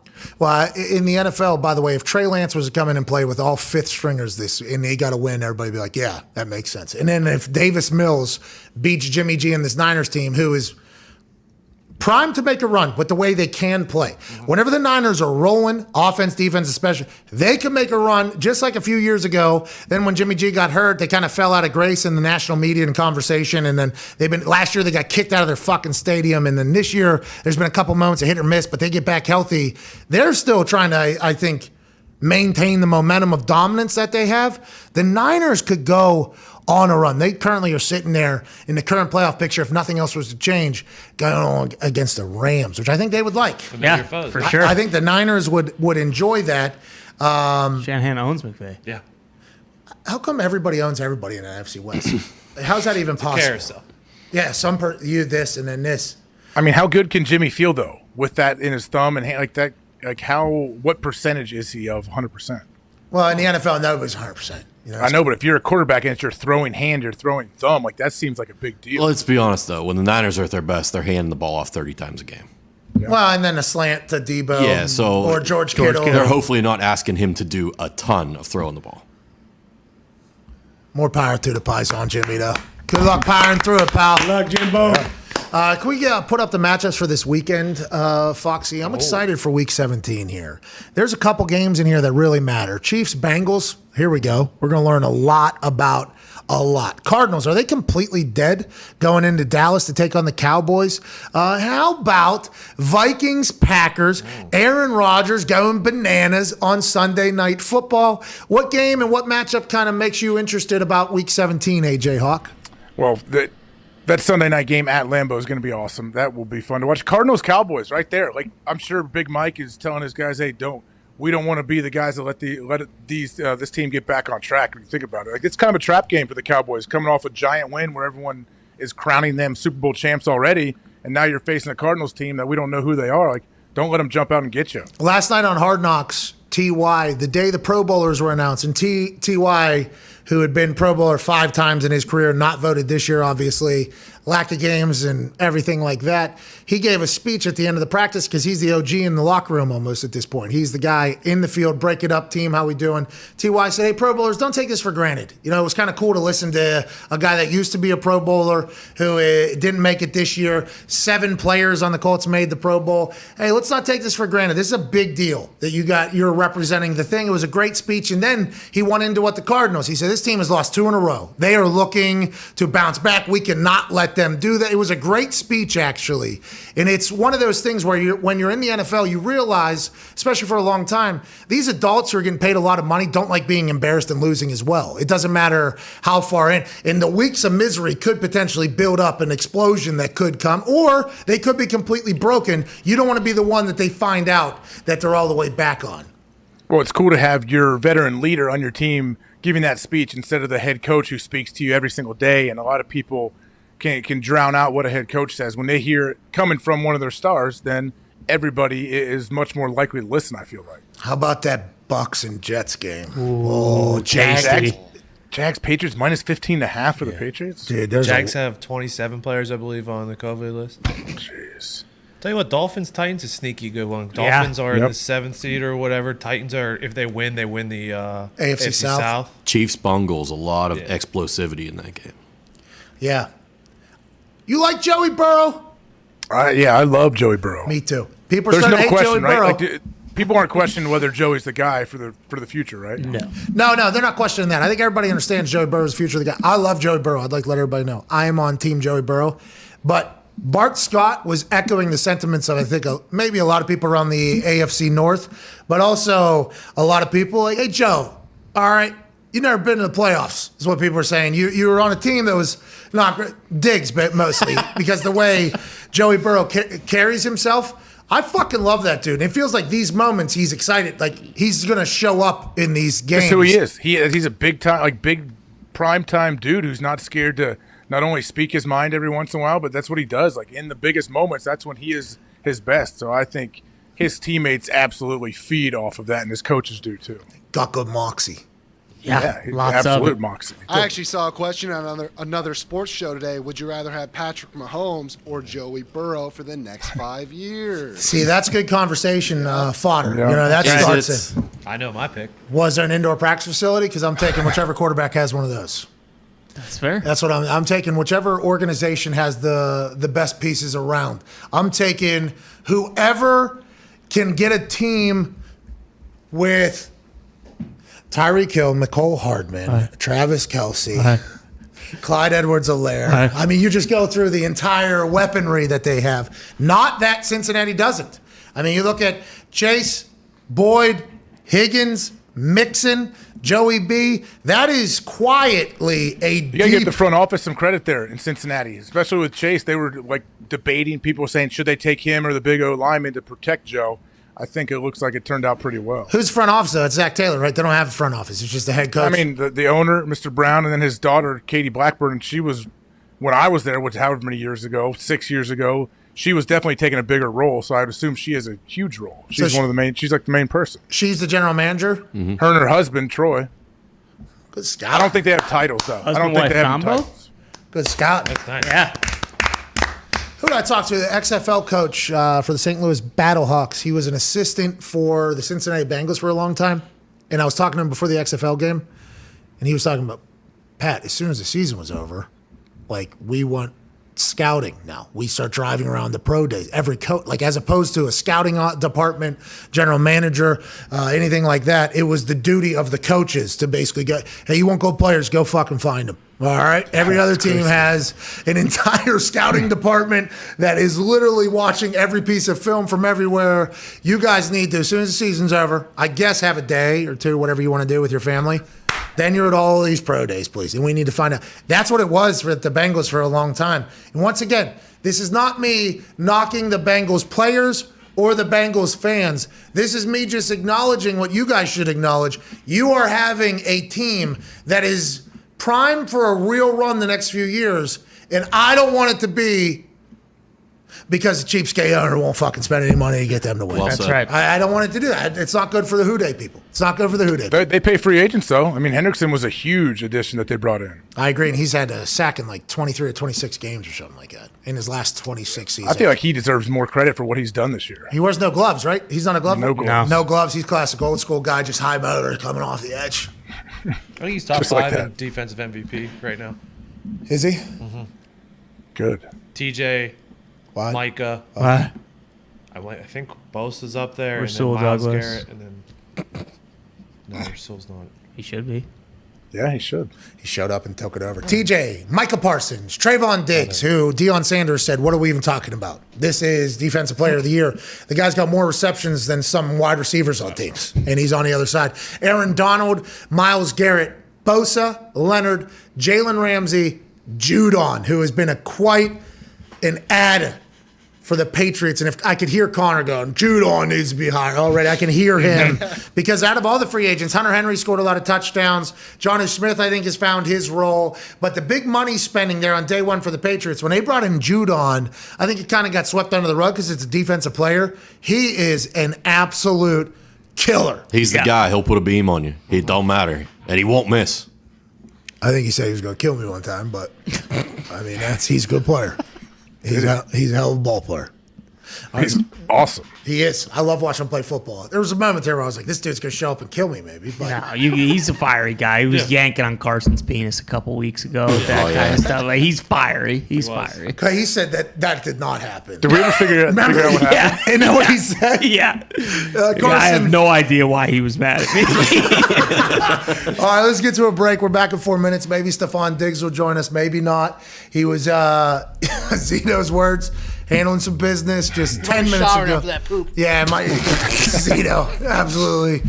Worst show of all time. We're back in 4 minutes with Stephon Diggs. Hopefully, some more chitter chatter about Week 17 and the state of the NFL and the world that we're in. We can't thank you enough. Then we'll wrap it up with phone calls from 5 Hour Energy phone line 1-833-4-McAfee. Can't wait to chat with you. Cheers.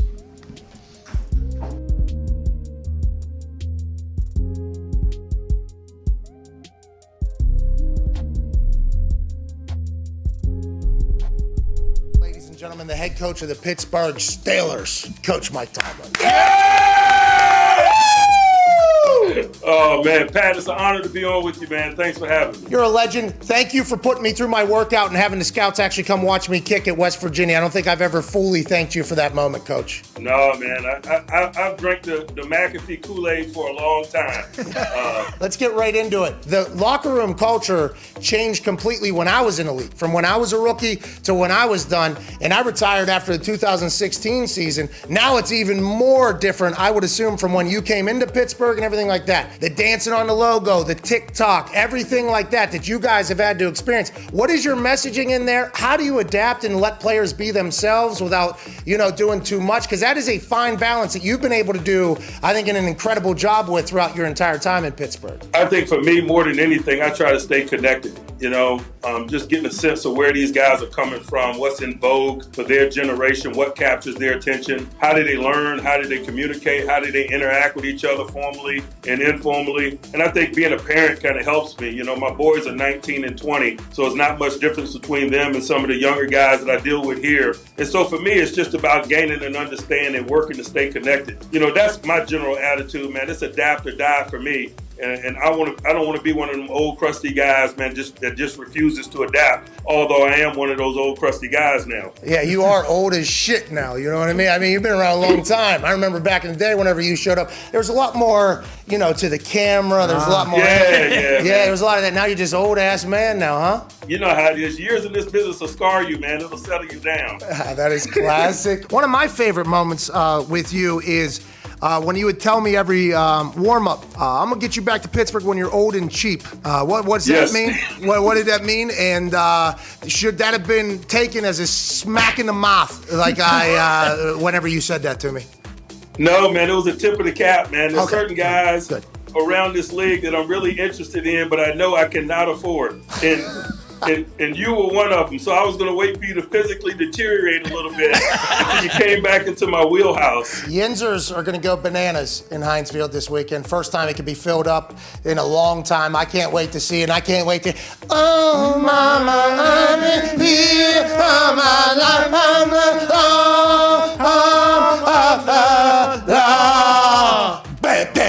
Is that your alarm clock? Yeah, just say yes, by the way. Yeah. It's my ringtone. It's my alarm clock. We appreciate you, Coach T. Last question before we let you go.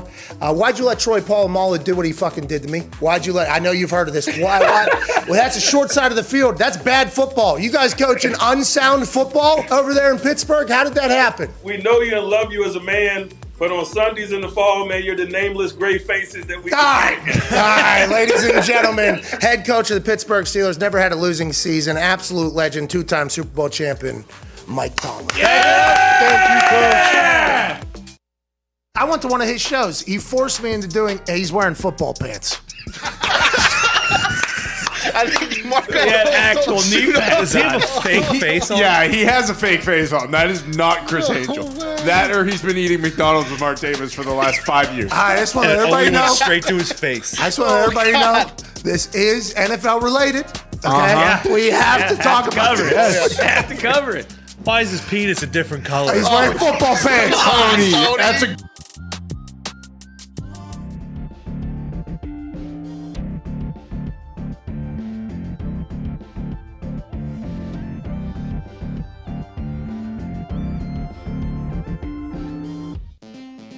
Welcome back to the Pat McAfee Show here, and I don't want to say this, but I have to because we have a first-time guest.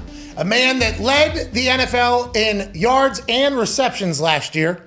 An absolute stud. A man I can't wait to chat with in the middle of his Thursday. We can't thank him enough for his time. And I want to remind you guys, you, and you, shut the fuck up when this man is speaking. An absolute superstar, Stephon Diggs. Yeah! Hey, man, what up, dude?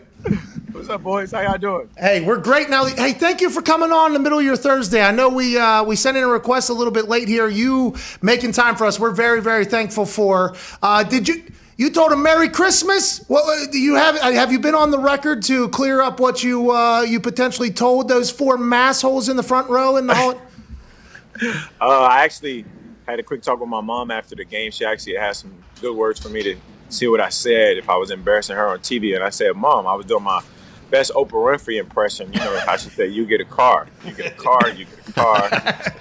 There we go. And there's a lot of people there, and the way the audio was, it's kind of, I think only the U's really made it through somehow, very clear, and it sounded like you, but it's Boston too, you never know. It's that new technology. The new technology, you can't trust it. They'll make up anything. Hey, what a win for you guys. And I know you have a game this weekend against the Falcons, and we're getting ready for playoff football, and this has been something that this team has been kind of building towards, not only all season, but the last few years. It's been awesome to watch you guys go. Going into Foxborough and getting a win like that, and I don't, obviously we're on Thursday, looking back is crazy, but that's something I assume you guys expected at this point because of all the work you've put in the team that you had, and did it feel like a big weight lifted off your shoulder, or is that just like kind of how you guys are whenever you win games? No, I was more so seeing our quarterback play at a high level and, making plays and seeing Isaiah McKenzie step up with some guys being down. It was like one of those wins that hopefully, it gave us that momentum that we needed. We needed to get in a row. We needed to stack some wins, and, we really wanted to do that. So as far as how the first game went, we knew we didn't play our best football, like including myself. I was just like, I want another shot at it. And, of course, we played them like a week or 2 later. So I was like, it'll come back around. Nice. Hey, how long in your time in Buffalo did it take until you realized, like, hey, this dude is special? Like Josh Allen, his arm strength, everything he can do, like, you're always available, and you always seem to find a way to come back to the ball, and he loves to find you. Like, did you learn that early on, like day one? Yeah, we had like a throwing session in Miami, like early on. This is when I first had met him, and I was like, damn, he got a strong arm. But it wasn't until like game 1, game 2, when I saw him running around and throwing linemen off of him and still completing passes. I was like, this kid can actually hoop. Like, he can ball. So I might have found a special one. So I was extremely excited. But that's when I really knew after the first couple games. Stephon, I should have done a little bit more research. Where are you from originally? I'm from Maryland. Okay, so you're from Maryland, and Josh Allen is from this part. Over there. Yeah, Montana. Is he Montana? No, upstate California. Yeah, but whatever the case is. You guys, have you gelled immediately? Because there's the handshakes because I think whenever you went to Buffalo, right, myself included, and all of us, like watching the whole thing happen, it was like, what the hell happened? Then we had Bean on the show, general manager, and he was like, as soon as I found out basically that Stephon was potentially available, I wanted to make a play immediately. Is that kind of why you felt so welcomed in Buffalo? Because the top guy wanted you, and then you and Josh just seemed to click immediately? Was that a friendship thing that you just kind of noticed immediately upon getting in Buffalo? It was different? It kind of seemed like, I was wanted. It was a place that, it was a family environment. It was a good environment. It was a healthy environment. And I was wanted. I felt loved off the rip, especially from the quarterback position. I didn't really know Josh that well, but, we played video games. We did that whole thing. And, usually that type of shit is kind of like sometimes fake.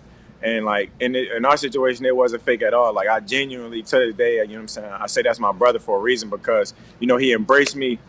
He didn't listen to anything the naysayers said or anybody said about me. He said, I'm gonna go in with an open mind and let him show me who he is. And we've been rocking ever since. We talked to Poyer. We're very lucky to get a chance to chat with him, and he is such a good chip on the shoulder guy. How is the locker room? How's the chemistry over there? It feels like looking at your team, it would be a blast to be a member of the Buffalo Bills. Yeah, it's a lot of fun, especially we talk a lot of shit over here, especially coming from the safety position. Those two light skinned guys can play over there. I make fun of them all the time. I think I saw, but I got a lot of respect for them, especially J. Poe. He's one of those guys that play with a chip on their shoulder, and I feel like that's kind of what this team is made of as well. Like a lot of guys late round or like doubted and that kind of thing, and everybody used to having their back against the wall. So, it's a good makeup. Jeez, what about the fans there? Are they what you expected? They exceed your expectations? We know jumping through tables, Bildos on the field. Like, what has it been compared to what you thought it may be? Has there been Bildos on the field? We have not had boots on the ground. Has a Bildo made its way onto the field this year? I haven't. I heard about that. I heard about that actually happening. I haven't seen any playoffs, but I think they're on the way. They probably are on the way. Watch out for COVID on those things. You know what I mean? Especially Omicron. Sure. Oh my God, Omicron would be all over those. But anyways, I'm sorry. Go back to Bills Mafia. They're the best fans I've ever encountered. I only had 2 fan bases, but fans around the league, but. Bills Mafia is definitely probably. You can ask anybody that's played here. They're probably the craziest fans you'll ever have. They be in the cold. Last year we had clinched the playoffs, and I figured there was at least 10,000 people waiting for us at the airport. You driving through there, beating on your car just to be happy to make it to the playoffs. So we're thankful. More thankful for them because they push us in the right spot, especially on game day. Diggs family, best ball skills in the history of the NFL. It's an argument there. I haven't seen too many brothers with these good of hands. It's really my brother's hands, but. Mine's only work on a couple of days of the week. No, I saw a commercial. What was it? He remember it was right after the miracle. You did so. You caught something. Oh. Yeah. That was when I was like, oh shit, this guy can really catch. You know what I mean? That was. Hey, all right. Go ahead, Nick. Stephon, do you and your brother talk during the season, or is it just all business all the time? And have you guys thought about maybe meeting up in the Super Bowl? No, we talk every day. I'm not gonna lie to you and say it's all business because. We talk literally, he'll call me every day. He'll talk to me before the game, right after the game. We talk pretty much every day. It's really like, that's my brother. So it's like, it's nothing abnormal about it. It's not all business. We joke, we laugh. We're pretty serious. I'm in competition right now. I told him I'm trying to have more touchdowns than he has picks. I think one is harder than the other, but I'm not going to say which one it is. But we definitely had that relationship, though, that we are tight-knit. He seems to be a magnet for the ball, right? It is. And some of the catches he's making are similar to some of the catches that you made. Not better, though. The humbleness there is very. Yeah, it's your apples and oranges, right? Yeah. And that's your brother. That is actually your brother, Aiden, though. Yeah. What is that? The coolest kid of all time? I feel like he needs his own TV show ASAP. He got some reality TV. I think he can have a reality TV show, especially. Dallas over here is a lot of fun. I need to get down there. The last couple questions here. We know you're in the middle of your day. We appreciate you. Oh, good.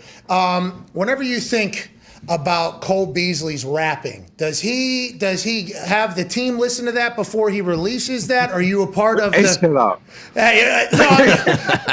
He always give us he gives us a sneak peek typically before he drops something. He let us know. He try to see if we mess with it or not, and I'll be like this. I'll give him my honest opinion. But Cole can really rap though. Like you see a lot of guys that.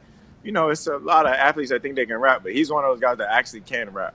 Yeah, we think he's actually really, and also, he put a diss track on COVID. Yeah, and he doesn't play any games. He doesn't play any games. No. He goes in there ready to step on. Yeah. So be careful. Just be careful. No, I'm on his side. All right. In the rap game. Hold on. I don't agree with everything. Hold on. I'm going to get myself. No. In the rapping. I'm talking about in the rapping. Jeez. I'm talking about the talent. Woo! Going into this time of football, this time of year, everybody talks about the cold weather, and the weather in Buffalo is insane. And the way your team is built is a high flying. Josh Allen's making throws, you're making catches. Do you hear that noise that was coming? And is that a part of the thing you were talking about, having a big game and Josh having a big game and shutting everybody up? Is that kind of what you guys are referring to, saying you guys are built not for the Buffalo weather or for the long haul, the way you're like a high flying offense almost? You guys hear that? Is that something you do here and there? We hear it a lot. This whole year has been one of those years that we haven't had that much good weather. We've had rain games damn near every time we played. It was raining. Damn near every time we had some type of elements. Like we played the Patriots first time, it was 60 miles per hour wind. I've never been a part of anything like that. But our offense just got to find a way to win. Like we got the quarterback that can make every throw. Like he had a hell of a throw when we played the Patriots the first time, and I dropped it. I just couldn't find it. I'm like, damn, our quarterback's doing everything right. We just got to help him out. And the elements, damn sure, you can say they don't play a part, but I remember last year the Ravens had to come and play us, and that was tough for them too. One, it was cold. Two, it was windy, and we're used to it. So, hopefully we got some of a competitive edge. Yeah, I mean, it's windy, snowy, with a chance of bulldoze. That is it's going to be a tough out up there. Enjoy the rest of your afternoon. Good luck the rest of the way, and thank you for making some time here on this Thursday. Thanks, fellas. I appreciate y'all. Yeah, you too, man. Ladies and gentlemen, Stephon Diggs. Hey, it was very nice of him. Thursday's a big work day. Yeah, Wednesday, Thursday, yeah, big days. You're right. He's going into a meeting right now to go watch probably 4 hours of film, 3 hours of film. And we want to let him know we appreciate that. I love the way that team talks about each other. Poyer, when he's speaking about the respect that needs to be put on their defense, and then Diggs talking about he was so happy for Josh to have that game that he was having, and even at the end when he said, I dropped one and I felt bad because Josh is doing everything he's doing. Sounds like that's a team, and I'm a firm believer in that. That sounds like a very tight, backs against the wall, fuck everybody type of team. And I look for that whenever you're talking about a team that could potentially withstand some adversity in the playoffs and make a run. A team that can play in whatever the elements may be, too. They seem to kind of be built for that. I think I give McDermott a lot of credit. I wanted to ask Diggs about that. Have you seen the picture of when he was in college, how jacked he was? He's wearing like the little half jersey that he used to wear back then. Like he was a little spark plug, man. I think he was a pretty good player. McDermott? Yeah. Him and Tomlin. They showed he and Tomlin together. They both look good. I seen Sean McVay in his pool. Mm-hmm. He's pretty jacked up. Oh, yeah. Pretty tan too. Living out there. Well, he's in Los Angeles, yeah, and he's Sean McVay too. I think he just wakes up with the perfect hue at all times. Yeah. That dude's 35 years old or something. How old is he? How old is Sean fucking McVay? I think he's 35 or 36. So you look at John Madden. Just learned about John Madden there. 35. He coached for 10 years. He retired when he was 42. Best record, whatever. And he was my life was full coach. I will never coach in football again, he said. John Madden said on his retirement. You think about Sean McVay with the amount of success he's had at this young age and with how great he is at speaking, and he was a podcast host. It's not fair to ask this because he's up for coach of the fucking year, I think, and he's got a great team, but I do wonder how long Sean McVay coaches. It's just not that I'm already looking to what he's doing next and he's going to be great at, and I can't wait to hear him do it.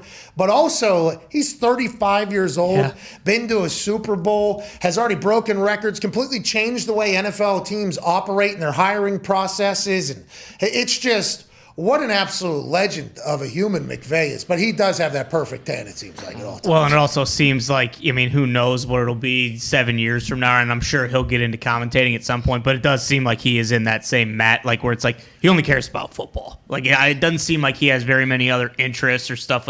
Even on Flying Coach, they kind of start to stray a little bit and bust each other's balls, and it's just it always comes back to football. And I think he'll be around the game forever. He's a football guy, Jay. Yeah. Just football guy. He came from, he was coaching under John Gruden. John Gruden obviously loved football. Did Gruden come from the Davis camp?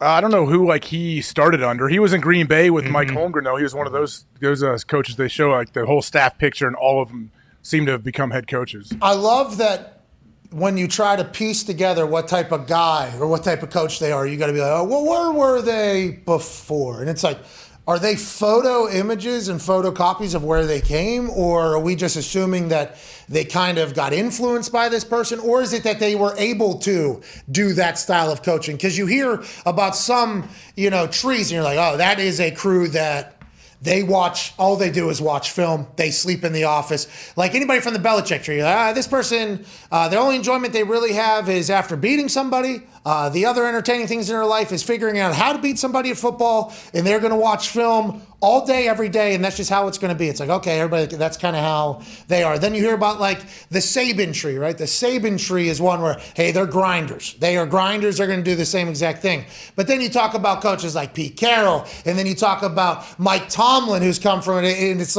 some people can break the mold and be kind of how they are, but those guys that are just hard asses, I often wonder how long can they be hard asses for in a healthy way, I would think your heart can't take it after too long. So much just stress every single day trying to figure things out. Yeah, it would wear on you. What's that, buddy? He's from the Mike Holmgren tree. Yeah. Because he was out there in the Green Bay Packers organization, Gruden. But then he went to Oakland when Al Davis was there, right? Al Davis was still there when Gruden, yes. Yeah.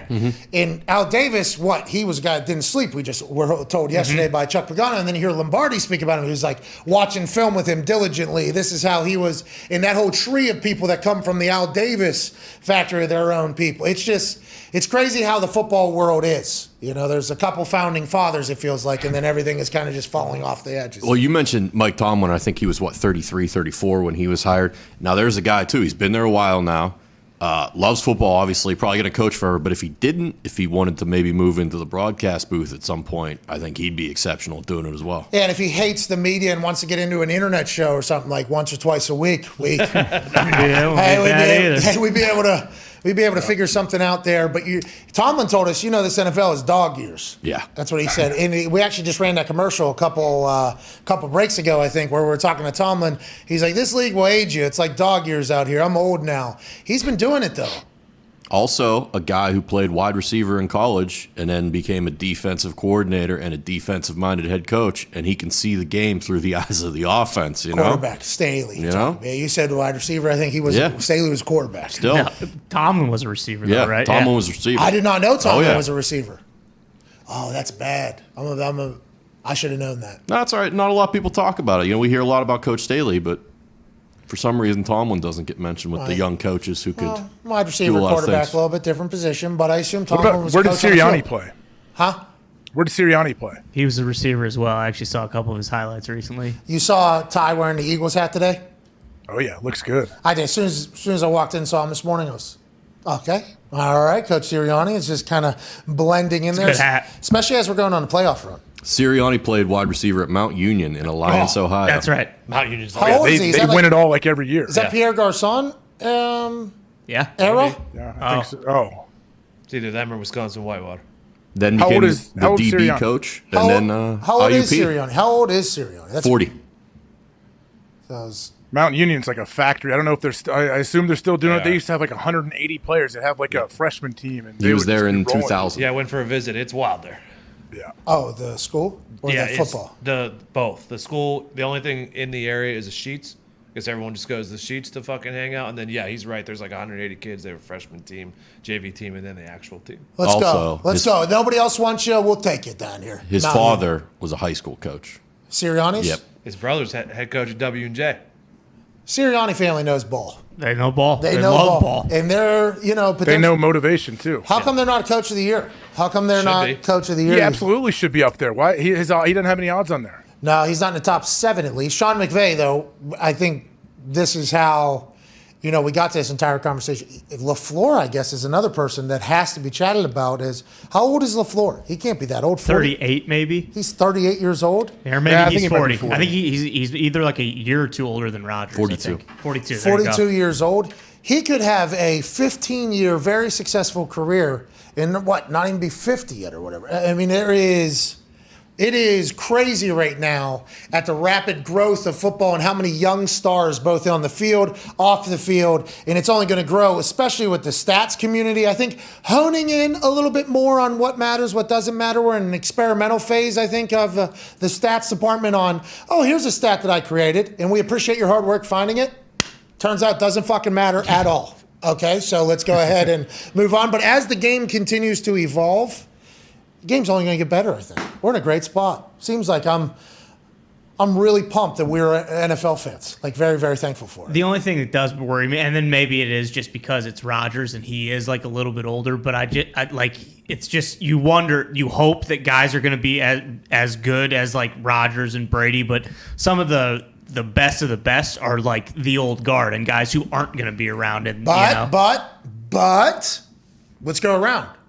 Joey Burrow, Lamar Jackson, Mahomes, Josh Allen, Patrick Mahomes, Kyler Murray, Josh Allen, Justin Herbert. What is going on with the Chargers? They just go for it too much when they're not supposed to.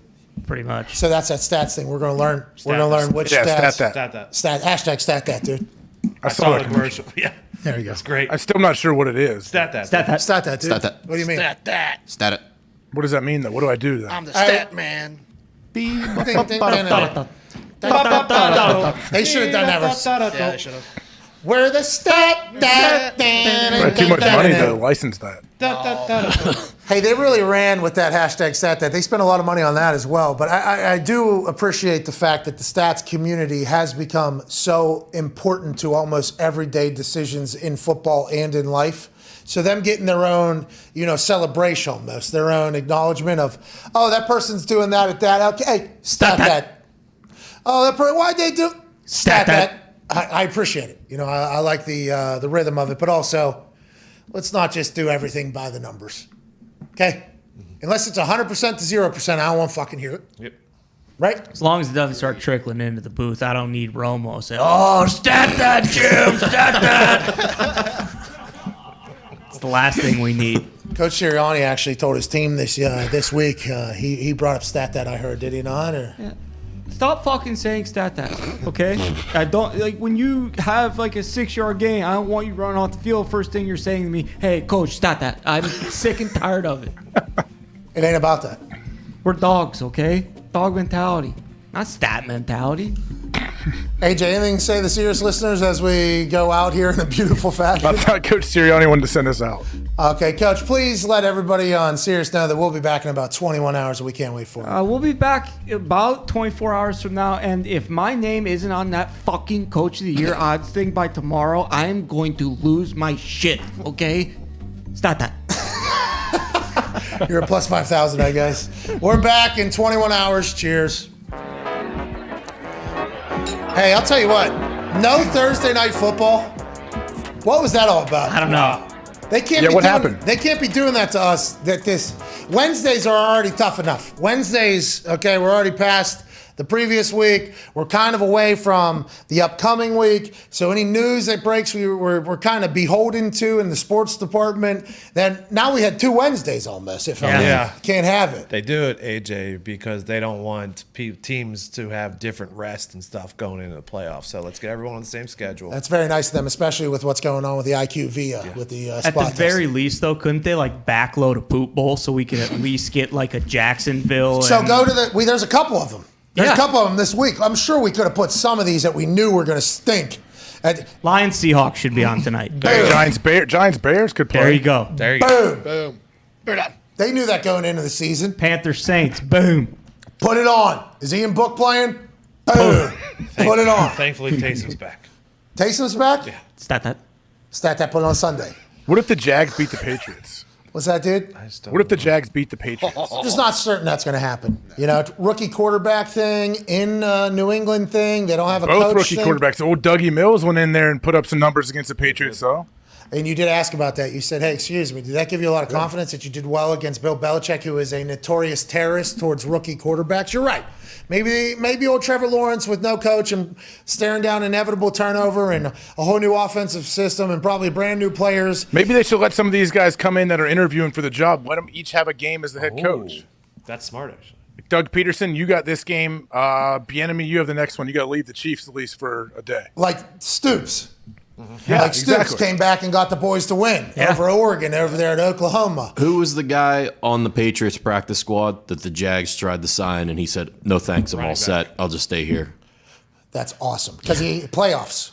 Yeah, I mean, the Jags are not winning this game, AJ. Come on. Yeah, AJ, I like the optimism, though, for a team that has your friend as a strength coach, but that place is currently entrenched with controversy. I didn't say they would. I said what would happen if they did. And also, we were talking about trash bowls, poop bowls, Jags being a part of it for the last, 15 years. You'd assume that team would be a part of a poop bowl. If there was to be a predicted poop bowl at the end of the season, at the beginning of the season, probably pretty safe bet, maybe minus 5,000. Put the Jags in who are the Jags playing? Right. That is, kind of forecasting a little bit. And nobody can forecast like Joe DiNardo was able to do in Pittsburgh, Pennsylvania. Rest in peace, Joe. Joe knows. Joe knows. Rest in peace, Joe. But to follow upon your point, the Jaguars conversation isn't about them maybe covering against the Patriots this weekend. The Jaguars conversation is their fan base is pissed that Bulky is still there. They are fucking furious. That is the only conversation. Trevor Lawrence, first pick of the draft, superstar, maybe. We'll see what happens in the NFL. Definitely superstar in college. He hasn't been chatted about since day one. First it was Tebow, then it was Urban. Now it's this clown. Literally, that's what they're doing an entire campaign on the internet calling Balky a clown and saying they would not support anything the Jags do until Shad eliminates him as well, because Shad Khan decided to keep Balky as his GM. He'll be a part of the hiring process, and everybody in Jacksonville. I don't know enough about what the old Balkster's done. I do know that the Urban Meyer era was not great under Balkster's leadership, but the Jacksonville Jaguars fans in Duval County are pissed that this dude is still involved with the team. That's the only storyline, AJ. I think that literally, unless Paisan Meathead strength coach did some insane deadlifting Tims down there, I think that is literally the only story coming out of there. So I like the Patriots that kind of have their way, maybe. Well, yeah. Did Balky came in after Urban, right? No, we should know. We don't care. Or was he part of hiring Urban? Yeah, he was there in 2020. He was there. Okay, all right. I don't know. I don't know anything about him. He looks like he's in great shape from that picture. That's I'm about pretty all I sure know. he was in San Francisco with Harbaugh. He was, and they had to part ways because Harbaugh wanted to knock him out, I think. I think it was very tumultuous towards the end of their run together. I don't know enough about Balky. Is it Balky or Balky? Balky, yeah. Like, every time I said it, I didn't know if I was saying it right, and I thought, Mal, I'm saying this guy's name a lot wrong. And I don't want him to think that in disrespecting him, because it's not me, it's everybody else calling him a fucking clown. And they're saying Shad Khan is going to ruin this whole thing again. With that being said, Bill Belichick probably wins by, 60, 70 going into the playoffs? Yeah. I mean, there's a chance that happens. In New England, think about how cold it's going to be, how windy it's going to be. Mac Jones and the boys know that they have to play well and get some momentum. Bill Belichick knows, hey, this is important football. We still got a lot to do, a lot on the line. But we were out of this thing early. People thought we had no chance. Last season, we stunk. Now we're riding there. I feel like there's a lot on the line for the Patriots, both personally and for the team. And on the flip side, the Jags, it's a shame, but Jags is the Jags, dude. That's right. Right now. Jags is the Jags. The Jags know after next game, too, that they are going home and having a nice little break, too. I'm not saying they still want to put good film out. They still want to win. But in the back of their mind, the coaching staff, everybody knows, like, all right, 2 weeks. We have, 8 days left until we're out of here. That I was a part of that one season. Were you ever a part of that? Yeah, my third year, I think we went 6-10, yeah. Yeah, so we went, 2-14, 3-13? I forget what it was. 2-14. 2-14. 2-14. That was interesting, because just 2 years before that, we were completely undefeated until we chose to lose. Then, oh my God, Peyton got a broken neck. We lose every game. And now it's countdown until the end of season. What am I doing that first week? And where am I headed? People are planning their off-season vacations, like week 11, week 12. I'm like, this is kind of weird. Now, I did plan an awesome. I mean, I did. I mean, I had a little extra time there. Obviously, we didn't do that. But it did seem to energize some guys. Like late in the season, those last couple games, it was almost like they played their best ball. And I remember thinking, like, what a shame. If you had done it 10, 15 weeks ago, it would have been unbelievable. But it does. You're right. That could potentially, we got nothing to do tomorrow. We only got 8 days left in this season. We don't have playoffs to go. It can rise some players' ability. I saw it personally. I saw it front row. I got a chance to watch it. And it was like, well, General Bob's dad played running back in the league for a long time. I remember him telling us when their season would be, they knew they weren't going to the playoffs. He's like, well, yeah, dudes show up with U-Hauls loaded up to the stadium because they're driving straight home after the game. Hey, I did not know General Bob's dad. He was stud for Bill Parcells and Giants. Yeah, he's a stud. Oh, that's why General Bob is. Oh yeah, the general. Yeah, his dad's shorter than Bob, but he's just still jacked. And yeah, there's some awesome footage of his dad. There's awesome footage of General Bob too. Yeah, of course. Yeah. Does his dad have a nickname? Was the coach. AJ? Sorry, Nick. Did his dad have a nickname? Colonel. Yep. No, I don't know. I don't think Colonel. so. Sergeant? Admiral? Bullet? Maybe. Probably Admiral. Bullet Bob? Did he say football? The dad? I don't know. I don't know if he's ever going to be able to live up the footsteps of his kid. General Bob said football. Yeah, he did. I mean, big shoes to fill. Is Bob still going after Kevin Warren, the Big Ten commissioner? I don't know. I haven't seen a lot of his work because I do know he is now full-time on the internet, right? General Bob is doing full-time on the internet. See it pop up on I need to get him into my algorithm. Because I think he's doing more on the internet now, right? So I'll see him. I'm so happy that we have some sort of connection to General Bob. You know, meeting that guy in real life. That's his dad? Yeah, he was a monster. He played tailback, not fullback, tailback. Look at that face mask, That's what I'm saying. Had the D-line face mask. Rob Carpenter. This is General Rob Carpenter. He still get after it, General Rob? Yeah, I don't know. Actually, just this past season was his last year coaching Bobby's high school. Head? Oh, so he was head coach forever, yeah. So General Bob probably loves football more than anybody. Yeah, he'd take his kids back to his dad's high school games all the time, yeah. So General Bob, when he saved Big Ten football, that was probably a really cool thing for the entire family, huh?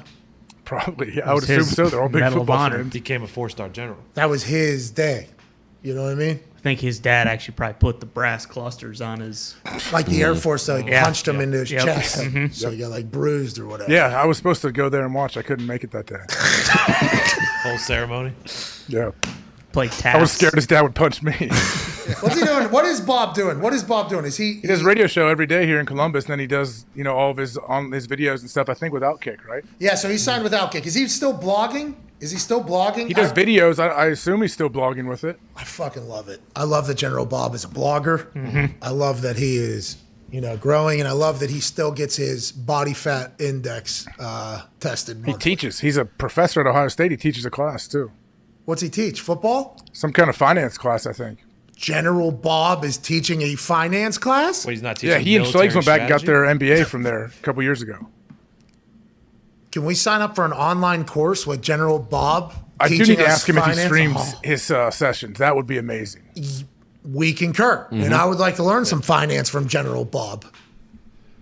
Yeah, I think we all would. I need to ask him. I never thought about streaming. I always wanted to come sit in the back. He's like, "No way, dude, I'm never letting you come." I was like, just let me come audit the class, as they say, and sit in the back. Dude, we can't drop in. Steve Jobs did a lot of dropping in, created the iPhone. Imagine if we dropped into a General Bob finance class. We might be able to change the entire stock market. Or if we had him teach on the after hours, teach a course. Oh, does he have a fee for a class? We can. Well, I don't know. He might be able to work out a discount. Can we get a General Bob finance class series? What are we even doing? Need it yesterday. What's his thoughts on Bitcoin? Is he teaching that? I don't know. I don't know what his views are on crypto right now. I don't know what his views are on crypto. Do you think if someone sneezes or moves in class, they have to come up to the front and do an Oklahoma drill with him before they... Who sneezed? Who was that? Get up here now. I bet if he catches them on their phone, he's not going to be real happy. Get the fuck out. All right. Is he wearing a suit and tie that? I don't know if he's wearing a suit and tie. I bet he dresses pretty nice. Full military dress. Yeah. Writes his name on the board. Dress blues every day. I thought it was fatigues. No, not finance. Not finance. Yeah. Oh, okay. Fatigues on Mondays, maybe. Just writes on the chalkboard, General Bob, real big, and underlines it. Like 3 rules of code, a couple pillars that he wants to talk about. Mm-hmm. Diversify the portfolio. What's that mean? Then he gets into an entire diatribe. That's one of the most interesting humans on earth, Bob Carpenter. Bobby's a smart dude too, man. It would be fun to watch. I'll find a way to stream one of these. Maybe I'll just find a kid in the class to film it for us. So this is the man we're talking about, and whenever you say he's a smart guy, that's real. That's every time I talk to him, I think to myself, people probably assume General Bob rocks for brains, but because he's he agent. By the way, people assume that about me. They are right when they do that, but I assume people think that with how big of a meathead General Bob is and appears to be and everything like that. But then I think he really gets excited when somebody does that, and then it's kind of right in his wheelhouse, and then it's like, okay. Oh, he would love to be on a political show debating people. He'll debate any topic, I feel like, and he would feel pretty confident. Those humans are bad. That's Ohio, by the way. That's right. Hey, he's Ohio. Smart meathead, man. Smart meatheads are fun to be around. I agree. Something just happened? Yeah, we had to cancel an update back here. Yeah, another update. These updates are coming. They're coming It's hot. almost a new year. Year-end updates. All right, let's get out of here. Is it going to shut down the whole production again? Almost took you out. We can't do another one of those days. No. What was that, Halloween? We have an emergency backup plan now, just in case. Hey, and that's how you mature. Just like in life, you grow through experiences and you shape the way you do things for the rest of your life from life happening in front of you and to you.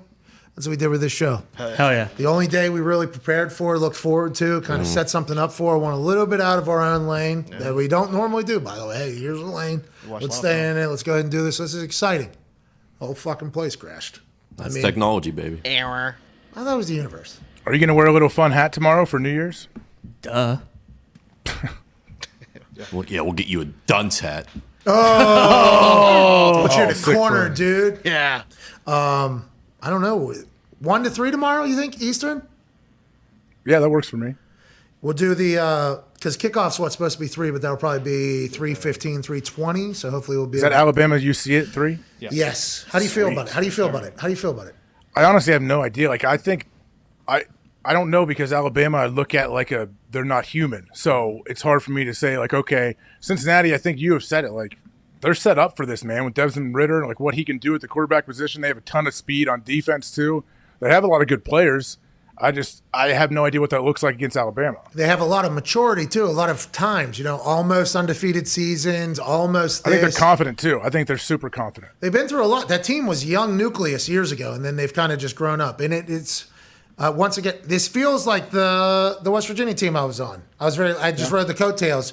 It was like as we got older, it was like, here we go. Now we're ready to go. And then obviously Pitt game happens. We never get to experience it. Rich leaves, turnover. Here we go. New offense. Why are we doing this? We have Pat White. What are we doing? And then we don't, live up to it. But they have lived all the way through it, and Luke Fickell has turned down job offers to stick through it, I got a guy in Desmond Ridder. I got a team that's ready to go. We're going to blow some minds. We're going to, shatter some ceilings potentially. This is a once-in-a-lifetime opportunity. I hope they seize it. It would be really cool to talk about. And if they don't, still incredibly proud of the run, because they are taking on the NFL team. 60 What's guys. weird, though, guys. Think about the other game, though, the Georgia game. I haven't watched them play a lot. I know their defense is lights out. They're talking about, like, do they have dual quarterbacks? They're talking about they're starting this guy. Is this the right They decision? got the mailman, right? The mailman plays for him every once in a while. And Stetson Bennett. They've been pumping the tires on Stetson Bennett, like saying like he's our guy and stuff like that. So I think it's just going to be him. They're 7.5-point favorites. Don't even know who their quarterback is. But do they score a lot of points? Defense does. I mean, the offense didn't look bad against Bama. Jesus Christ. You got there. Hey, you're in the middle of a lot, dude. Come on. Tone, come on. Long COVID, by the way. Could be battling against that. Ben Roethlisberger's retiring. It's been a tough day. Pitt's got a big-time game. Yeah. I mean, what a fraud this guy is wearing this Whoa. hoodie. Who? The Cowboy. Holy fraud. shit. He hates Pitt. He bet against them, and he comes in here wearing the colors. Can't have it. Listen, I received this as a gift from my younger brother, Mikey Dogs. Mikey Dogs. Do love Mikey. He says you don't. How's your family? He says you don't wear enough Pitt on the show. I said I didn't go to Pitt. You know that. But I'll gladly wear your present on Look the at show. you being a good Very brother. nice. Yeah. Good brother. Diggs, I have that same sweatshirt too, actually, because my buddy used to be a linebacker coach and sent me a whole box. I'll wear it someday too. We'll Thank you, coordinate. AJ. Diggs. Oh, who's that? Our season's over. Text me. Rob Harley. He's not there anymore. He's coordinator now somewhere else. Harley family? Wow. No, but maybe. Yeah. It's like Grandpa Chick Harley won the Heisman. Chick Harley? Big chick. Hey, Chick won the Heisman. Think about the life Chick was living down there. Hey, what's your name? Chick Harley, dude. Fucking pulls out Marlboros. Yep. Puts it in there. Picks the Heisman up. That's a name that needs to come back. Chick. Maybe a Chick McAfee someday. That's what we call him, Chick. What's his name? His name's Rob. We called him Chick because I think maybe his great-grandpa. His father's father? His father's? If that's how it works, yeah. I can't, dude. I should not be allowed to speak into microphones. Let's go to a couple phone calls here, and then let's get the hell out of here. Let's go to Jeff in Southern California. I heard the weather's beautiful, Jeff. How's it going? God, the weather's crap out here, man. I just was talking about Southern California as a whole. What's going on?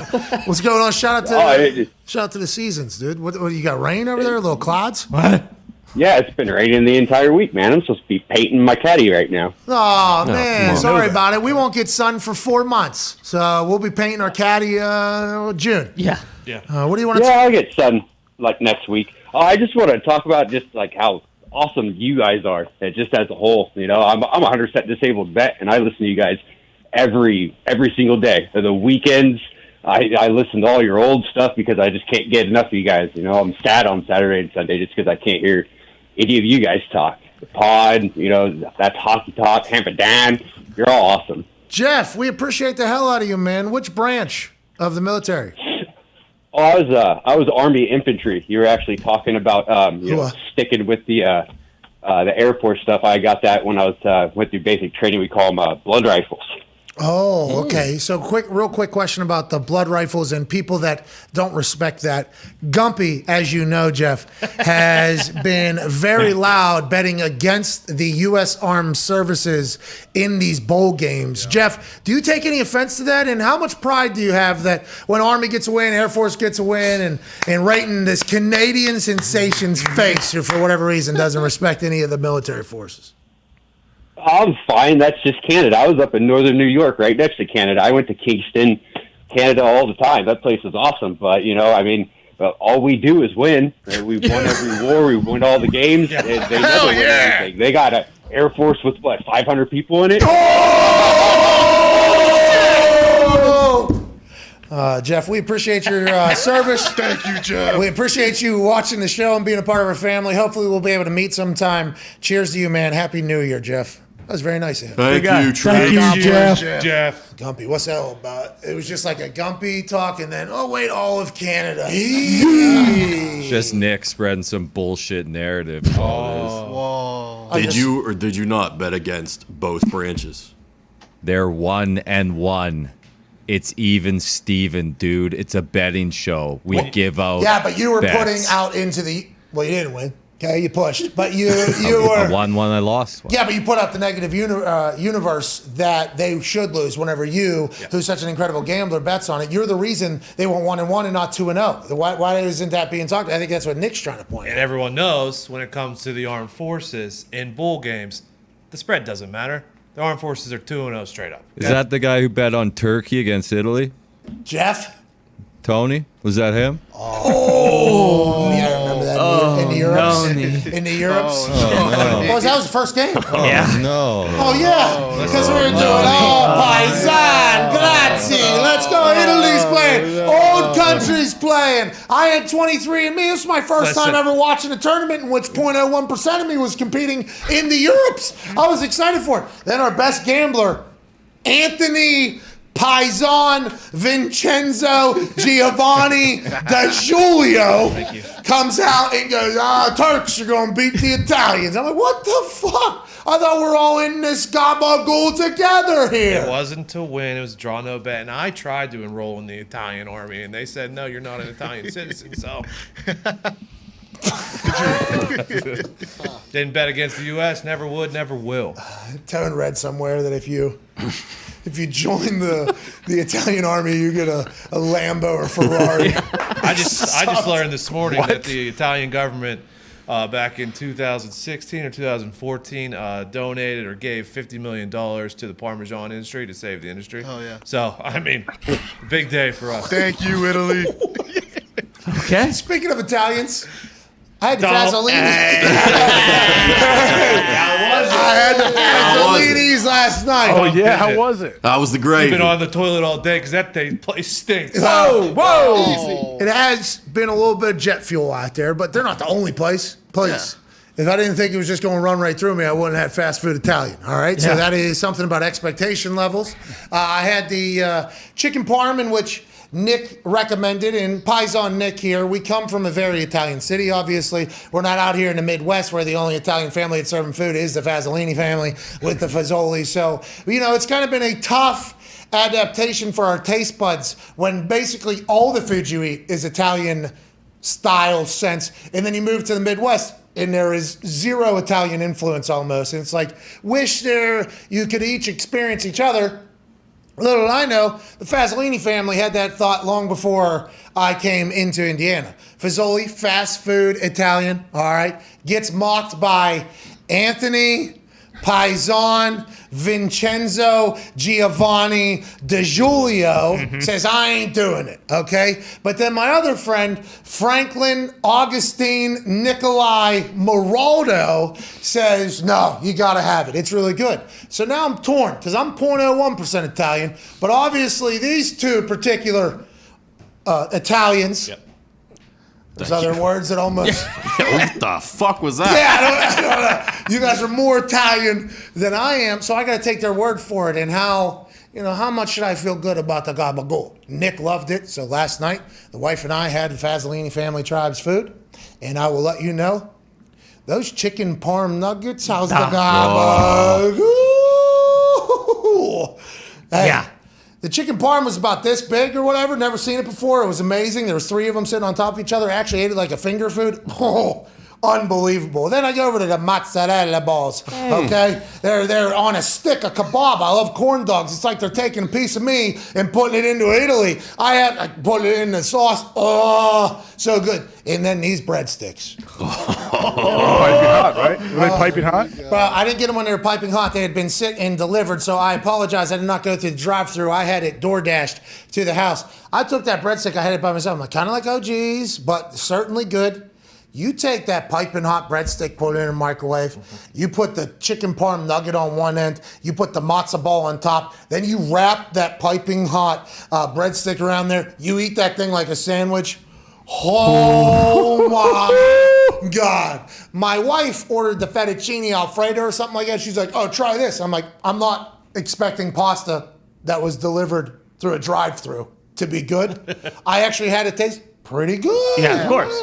They did it. They did it, Tone. I honestly believe they did. The Fazzolini family has done some of the food that I enjoy from the Italian peoples very, very well. You've been gone too long. Potentially.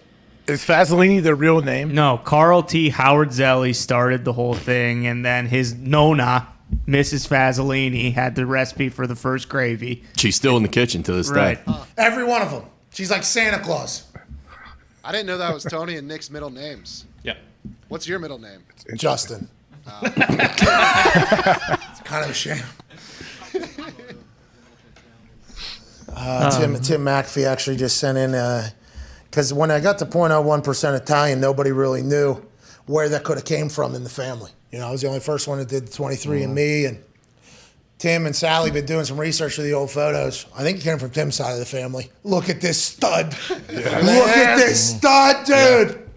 Are you kidding me? Look at that stash. He was a stashed man. Is that a wristband or a watch? It was probably an Iron Man watch, one of those things. He was a big triathlon guy because he was a natural swimmer. So I think the people that are natural runners or bikers aren't always natural swimmers. Mm-hmm. My dad, this paisan right here, this natural swimmer. So he was able to transfer into runner and biker cyclist. This dude was a absolute weapon for a large portion of my childhood when he was just working out, getting speeding tickets in parks on bikes. I mean, it was, he's a maniac. This dude was a maniac. And he was a mover and a truck driver. Moving is the worst job of all time.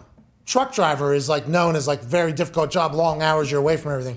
He was a long haul mover. So you put the 2 jobs together that are absolute nightmares. That's what he did basically for a large portion of my childhood and life, and what he did for a large portion of his life to get us day to day. Just an absolute badass of a human. And potentially a little gabagool in there too. Yeah, I just saw from that photo that I've never seen before. A little bit. A little bit. You got to get him tested then, right? I don't know if you're going to get Tim to spit in any cups. I don't know if you're going to get that to happen. But, I mean, maybe. Who knows? All right, we're back. Manana for 1 to 3 college football playoff kickoff. We got to hit the phones. We got to get some college people that know college stuff tomorrow. I would appreciate if you did that too a little bit, please, because I think you're more dialed in the college. Maybe Luke Fickle calls in, huh? 105? That'd be sweet. Yeah. 105? Yeah, let me shoot him a text. Maybe I get Saban too right after. Well, I don't know if Saban's reasonable. Okay, we have no connection to that guy. Never talked to him. Jeez Louise, dude. No, we'll try to find some college football people. Celebrate the college football playoff kicking off manana. Good luck to Cincy. Good luck to all the teams. Congrats. You know, stories will be told forever about your next couple weeks here, no matter what happens. So congrats on achieving that. Can't wait to bet on the bowl games tonight. Wisconsin playing Tennessee. Is that happening now or tonight? That is right now. Sorry, it's Tennessee and Purdue right now. Okay, Wisconsin. Arizona State fighting Herm Edwards. Tennessee was your lock. Yes. Herm's still there? They're up 7-0. How early? First quarter. That was your lock there, remember? Who won the Duke's Mayo Bowl? The Duke's Mayo Bowl was won by South Carolina. Beamer ball. Beamer balls gonna Beamer win ball. the mayonnaise They were bowl. 11-point dogs too. Wow. No, that's what we're talking about. When you think about mayonnaise, you think about blue collar, you think about working. You think about, hey, I need to add this to a lot of foods that don't taste that great. What is some substance that isn't that healthy? Because they don't care. We just need to make these foods that are cheap taste good. Oh, no. Jesus. Oh, no. Oh, hit him no. in the head. Right in the back of the head. The mayonnaise wasn't just the problem. The CTE from... Oh, my gosh. Hey, congrats, Coach. Congrats. CTE and some mayo. CTE and some mayo on the head. But that's Beamer ball, baby. That's Beamer ball. Hey, he'll eat a cooler, dude. Yeah. He'll eat a cooler for that South Kakalaka squad to go ahead and get a win. What happened in North Carolina, though? I mean, we have to ask that. Off-season. Now's not the time. Yeah. Now's not the time. All right, we're back, Manana. See you, everybody. Thank you all so much. Not the time. What? Now's not the time to get into North Carolina season and see what happens. Well, I don't want to bury Mac and Sam Howell and everyone. What the fuck happened over there? They were supposed to win the ACC. They were supposed to be like top 5, top 10, and then it has not happened at all. And then they end in a disappointment. This was the year with Clemson being down. Yep. Yeah. Instead, our Pitt Panthers did it. Who? Our Pitt Panthers did it. What's that first? Are you taking a deep breath there earlier? There's a word coming before the Pitt Panthers. What'd you say? Our. Our Pitt. Oh, you're claiming ownership over the Pitt Panthers. Got the shirt today. Yeah. This is what Tony's way of saying, like, if Michigan State wins, I bet Plus, on Michigan State. I hate Pitt. One. And then, Well, I put out a Ben appreciation tweet. One Kenneth Pickett liked said tweet. Is he the next one? Am I a huge Pitt fan? Oh, okay. All right, we're back tomorrow. We'll learn more about Diggs' fandom. We'll be back tomorrow when Tony's a Michigan man again. I forgot you Go were Blue. a Michigan. See ya.